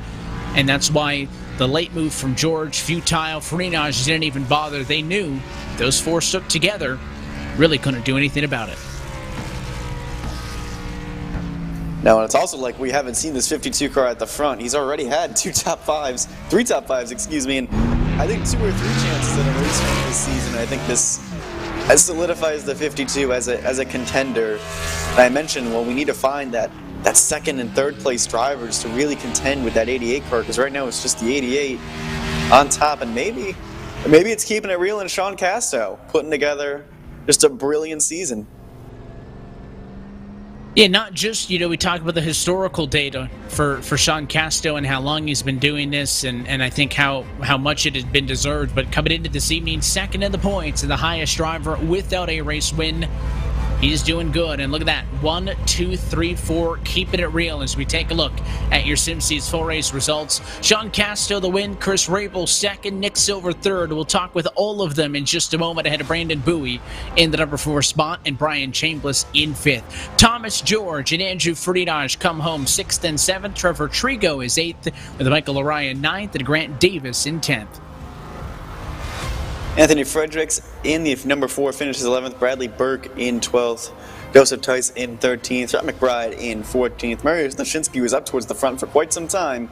Unfortunately for 15th for him. Ross Cato tried to make the outside work and fell back to 16th. Matt Danson was at the back and probably had a frustrating race for him in 17th. Dylan C. Jones, remember earlier on in this race, he was a lap down after starting from the pit lane, finishes 18th. Kyle Trudell and Michael Kaczynski 19th and 20th. Continued on through 21st, Jeremy Miller. Kyle Kamerins 22nd, ahead of Matt Mara 23rd. Joe Yates 24th, and William Schmidt from the back of the field up to P25. The wrong direction, though, for Stove Price Jr., who falls to 26th. Dominic Howe, once upon a time, was on pole for this race. He finishes 27th, just ahead of Tom Morano 28th, Braden Whitaker 29th, and Dylan Coyle in 30th. Alan de Blasio with damage after getting involved in not one but 2 crashes in 31st. Nick Marr, the number 32 in P32. Liam Sheen in 33rd. Eric de Blasio after bad front-end damage after the second caution in 34th. Shane Parrish in 39th after a big crash towards the end. Eric Stanford 26 laps down. Nicholas Johnson, Sean Careless, Aaron Weinmaster, and Daniel Eberhard all retiring from the race along with Agnel Phillip and Steve Durham.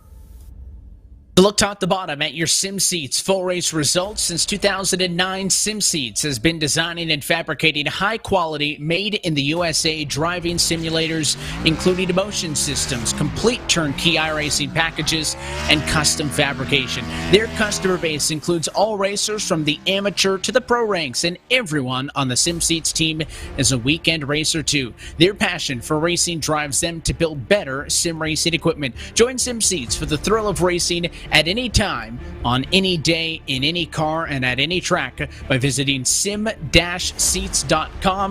to learn more information. Let's head right down trackside and talk with the driver of the number 52 machine. Sean Casto is your SimSeeds 250 winner from the Talladega Superspeedway. Sean, congratulations on the win. We'll talk about the race in a minute, but first and foremost, how good does it feel to get into RSR Cup Series victory lane? Oh, boys, let me tell you, it's, I don't care, you know, some people, you know, these are giving me victories, these plate tracks, but at the same time, they're really not, and this race, I don't know what it was like to call the race up there. I'm sure it might have been a little bit boring, just a single foul, but that was part of it. Absolutely just had the whole line, just be patient, that's what I told y'all last week, patience is going to get us there, and this week it did. And it helped to have the support, right? This was a weird race. At times, the lead pack was 20 cars pulling away. At times, the lead pack was 4 cars pulling. Yeah, you don't want to be too sure of yourself. If it went green, I think Chris was on me. Nick, I think, had a little fighting spirit, and he probably would have gone with it, gone for it, and I definitely would have supported his decision. But yeah, once we started having those cautions, it was they almost had no chance. I don't want to sound like that, but yeah, teammates here up over everything, especially when you're able to orchestrate those restarts. Want to say sorry to the 30. Got into him earlier about mid-race when he was up there with his teammates and kind of changed his race, so I really apologize about that. But yeah, just a real hard-fought, kind of a long, grueling race for everything you had to do was just sit there, but there's a lot of thinking involved for sure. This win will lock you into the playoffs, but I don't think you needed to be that worried about a win, even with one start less than, you know, Chris and Nick and some of the cars below you. Coming into this evening, you had the highest spot in the points without a win. In fact, you and your teammates, Chris Rabel, Nick Silver, 2, 3, and 4 in the normal points. I mean, it has been a stellar start to the season for you. You talk about how you chatted with us last week, a P3 finish just a week ago at Richmond. I mean, you and that 52 car have been a rocket ship this year. The win helps because you are now locked in, but I think your sights are set much further than just the round of 16 this year. What does this win do? Does it allow you the opportunity to help out some of your teammates? I mean, what's the mindset after getting this win in the back pocket, aside from just celebrating the victory that has been long overdue for you in this series?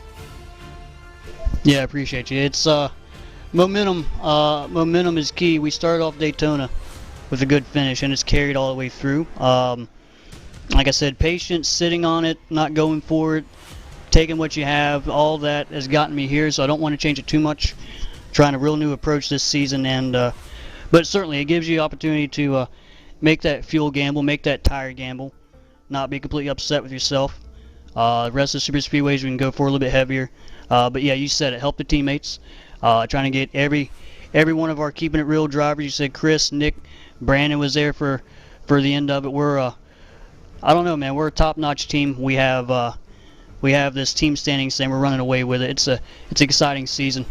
I'd like to thank, like I said, keeping it real. CircleBDiecast.com.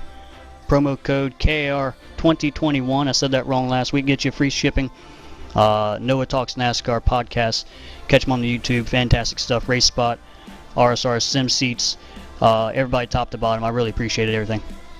Well, Sean, I'll let you know we appreciate you. I appreciate you racing with us here on Monday nights for as long as you have been a part of this series and supported it. So very happy to cross your name off the list of the longest running driver in this series, active driver without a win. So again, congratulations for getting the job done. Congratulations to you and the whole team for doing so good tonight. I appreciate you chatting with us, and hopefully we talk to you again in Victory Lane sometime soon. Hell yeah, boys. I'll be back. Appreciate you. The race winner tonight, the SimSeats 250, Sean Casto, your winner tonight from the virtual Talladega Super Speedway. Will continue down the running order. His teammate Chris Rabel comes home in second spot. Jonathan, big part of why the 52's there is because the 29 helped him, and you're standing by with our second place finisher. Hey Chris, it's Jonathan in the booth. You have a copy? Yes, sir. Got you. Well, you've been, so far, probably one of the most outstanding rookie drivers, the highest person in points without a top 10 finish until tonight, and it was a total team effort for you guys at Keeping It Real. How does it feel to come home in a nice second-place finish? Feels great, man. Feels great. Loved all of the teamwork out there with the boys. We didn't really have that plan, to be honest with you, going into it, especially with the way we all started. You know, there were two guys up front, me in the middle, and then our boy Bowie back in the back, so... just kind of was nice the way it worked out like that. But to start 26th and to be up to 11th by the time that first caution came out, just made all the right moves and put the car in the right spot. What was it like there early on trying to find ways to make moves? We saw that like the top side at least never could get going. What was the key for you to making sure you got to your teammates and you guys were able to continue your domination throughout the race?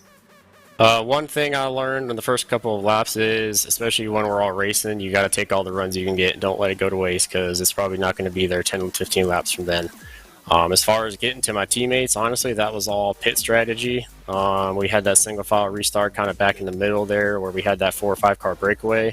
And from then on, it was just kind of the luck of the draw. And, you know, you were sitting second behind that 52 of Sean Caster for a little bit. Did you think about making a move, or did you see what happened when everyone else went to the outside and realized it wasn't worth it? I thought about it. I didn't want to be that guy that came out and then gave everyone behind me a nice draft to suck up to and ruin the race win for my teammate. Plus, we were all 1, 2, 3, 4. Didn't want to ruin that. I just wanted to get out of there with a nice points day. And you know, the goal here in my rookie season was just to make the playoffs. So I feel like I'm in a pretty good spot to make that happen. All right, and before we let you go, Chris, anyone you want to thank? Yeah, definitely. Want to thank Century Communities. You know, without them, I wouldn't be here at all. Want to thank Southern Creek Clothing Company. They came on board for this race and a few more select races. Got a discount code for y'all, KIR2021. Get yourselves a nice discount at the checkout. Definitely want to thank A-Main Creative and Plan B Sales and all those guys over there. Definitely want to thank all the guys at Keeping It Real, though. Those guys kind of convinced me to run this league, and haven't regretted it since. All right, well, congratulations on your first top 5 in RSR history, and hopefully we get to talk to you more throughout this season, and this performance propels you into the playoffs. Looking forward to it, Jonathan. Thank you. Your second place finisher on the grid for Chris Rabel, and we'll keep the Keeping It Real gang together down trackside with third place Nick Silvers. Jonathan again. Hey Nick, it's Jonathan. You have a copy? Yeah, I got you. Well, I think that was an up and down race. You guys weren't all together at the beginning of it, at least for Keeping It Real. I didn't think you guys were going to be the team to be all together up front dominating, but at the end, 1, 2, 3, and 4, and you with a solid third place finish. How do you feel about it? Well, first of all, it's obviously a good night for the team Keeping It Real esports. You can't get much better than 1 through 4th. And obviously, Sean getting that win was awesome. But I don't know, man. It's pretty insane when you're more frustrated about a third place finish than getting wrecked at Daytona. I don't know what they did with the super speedway package on iRacing, but you couldn't do anything. And once Sean got out front and Chris was behind him, Chris was saying, he was just going to push Sean to the win. I knew it was all over, and there was no chance to improve past that point. Well, Sean did mention you had a little bit of a fighting spirit in you. Did you think there was a chance maybe with you and Brandon on the high side, if you can get Shameless and George with you, you could have dethroned them at the top, or was there just not enough time at the end, especially with that single file restart? Yeah, no, the single file restart definitely sealed it. Brandon was saying, too, that he was, he's already got that win, so he's there, to help one of us get the win and get in the playoffs. So Brandon was on board as well with just staying in line.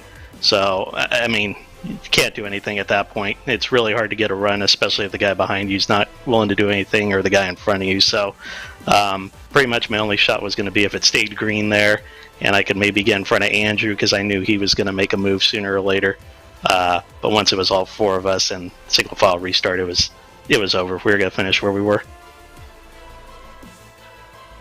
But it was an up and down day, and it was hard for everyone to get a run through the field. I noted you were up and down through the field, kind of towards the top, through the middle. What was it like just trying to really work together with guys that weren't really your teammates, trying to get organized and maybe even get a run somewhere, especially on the high side? It was honestly pretty impossible. The only time you could maybe get a couple people on the up top was on the restarts there, and I thought I had a really good shot kind of towards the middle of the race. I think it was when I had Ross Cato in front of me. I thought we really had a good shot of nabbing the lead there, but when you start pushing somebody, they just get too loose, and Ross was all over the place when I was trying to push him, and I had to back out, otherwise we were going to wreck the whole field, and that put me way back to 20th or something like that, and I thought it was pretty much over from there. Honestly, I have no idea how I ended up getting back up into the top 5. Well, you got there anyway, the number 3 in P3 and 1, 2, 3, 4 for the team, so it's still a happy night. Anyone you want to thank before we let you go, though? I got to give a shout out to Circle B Diecast, Plan B Sales, everyone at Keeping It Real Esports, you guys at RaceSpot TV for putting on a great broadcast, Sim Seats for allowing this RealSimRacing Cup Series to happen, and everybody that puts a lot of work into making these races happen, Evan and the guys at RealSimRacing. All right, well, thank you so much, Nick, and we'll see you next week out in Kansas. Thank you, guys. Big thanks to all of our top 3 finishers for joining us post-race in this one. Sean Casto, Chris Rabel, and Nick Silver. And we add another driver now locked into the playoffs. Now 6 different race winners in 7 weeks. Jonathan, only Faridaj as the multi-time winner for the last 2 times out. But Sean Casto, to win this race beyond just tonight, right? Beyond just winning a Talladega race, to get a win after so long and to have come so far in those 140 some odd RSR starts. We talked earlier tonight about how it's kind of hard to define who the top guys are, right? You got Faridaj, you got Danson. Who's number 3? Who's number 4? Your mind would go to the Larias or the Eberhards, right? Drivers who were in those championship pictures last year. John Castro's making a pretty good point. Why not me? Why not keep it real? That entire team, they're 100 some odd points ahead of the next closest team. They sit 2nd, 3rd, and 4th in the non-points weighted point standing, or non-wins weighted point standing, I should say. I mean, it has been a great story what that group has been able to do for 7 rounds, and curious to see if they're going to be able to keep that up through the regular season and off to the postseason. Yeah, like Nick Silver was someone in the Winners Series that caught my eye, that could have a flash of greatness right there, and Castro coming back. Obviously, he had a year off last year, too, which I think is what makes this comeback even better for him. He has that year off, he comes back, and now He's got the most top 5s in the field behind Andrew Freenage. So that's going to be really, really good for that team. And then Chris Rabel, a rookie that I caught my eye, at least in the duels, for being aggressive and being towards the front of the field, has been very, very consistent. So that whole organization, Brandon Bowie as well, coming back, getting a win early on in the year. Those guys are going to be ones to watch out for, and I think they've put the entire organization on notice that, like, okay, they have 4 strong drivers all around. We got to make sure that we get these playoff spots. Otherwise, all 4 of them are taking them, and that's going to be less playoff spots for everyone else. Yeah, they might not even need to get the other ones in on wins, right? Because they're good enough on points. If we get, right now, if there were 2 spots available on points, it would go to 2 keeping it real cars, right? I mean, they are the leaders of the non-winners club right now, and Sean was able to cross himself off that list. It is also important to note that if we get another race like this one, if the package is the same, Daytona is the regular season finale. That could be fun, how that shakes out strategy-wise with a race winner. Here's a look at the points out of this evening. Again, Freenage still top of the board without wins weighted, but he is still by far the best driver this year. But Sean Casto right on his heels, and he got Rabel and Silver. Other race winners include Bowie and other drivers down the lineup. But yeah, I'm waiting to see Danson, Lariah, Trudell. Those drivers got to step it up. This series is a step beyond what we saw in 2020. Jonathan, next up, next Monday night, round number 8 for the virtual Kansas Speedway, one of the more interesting of the intermediate racetracks as we start to fill out that left-hand side of your calendar schedule and look forward to the middle portion of the year where the likes of Dover and our first road course race of the year in COTA are not that far away. Once we get to COTA, by the way, that'll start a streak of 3 road course races in 6 points races and 4 in 9. So there's a lot of road course racing coming up, but the focus is Kansas next week. Yeah, I think Kansas is a good time for some of those guys that are in the midfield to try and capitalize, maybe get a win, get a good, solid, good finish before we head into the craziness, as you say, because we head into Dover, COTA. Charlotte's a bit more normal, but then Sonoma, Nashville, Pocono, Road America. Like, those are all tracks that, like, anything I think can happen. And really, the road course pecking order, we don't really know. We're kind of making assumptions here that Danson and Freenage are going to be the top 2, but there could be some other key players that we don't know, maybe towards the front of this field, come in 3 weeks' time.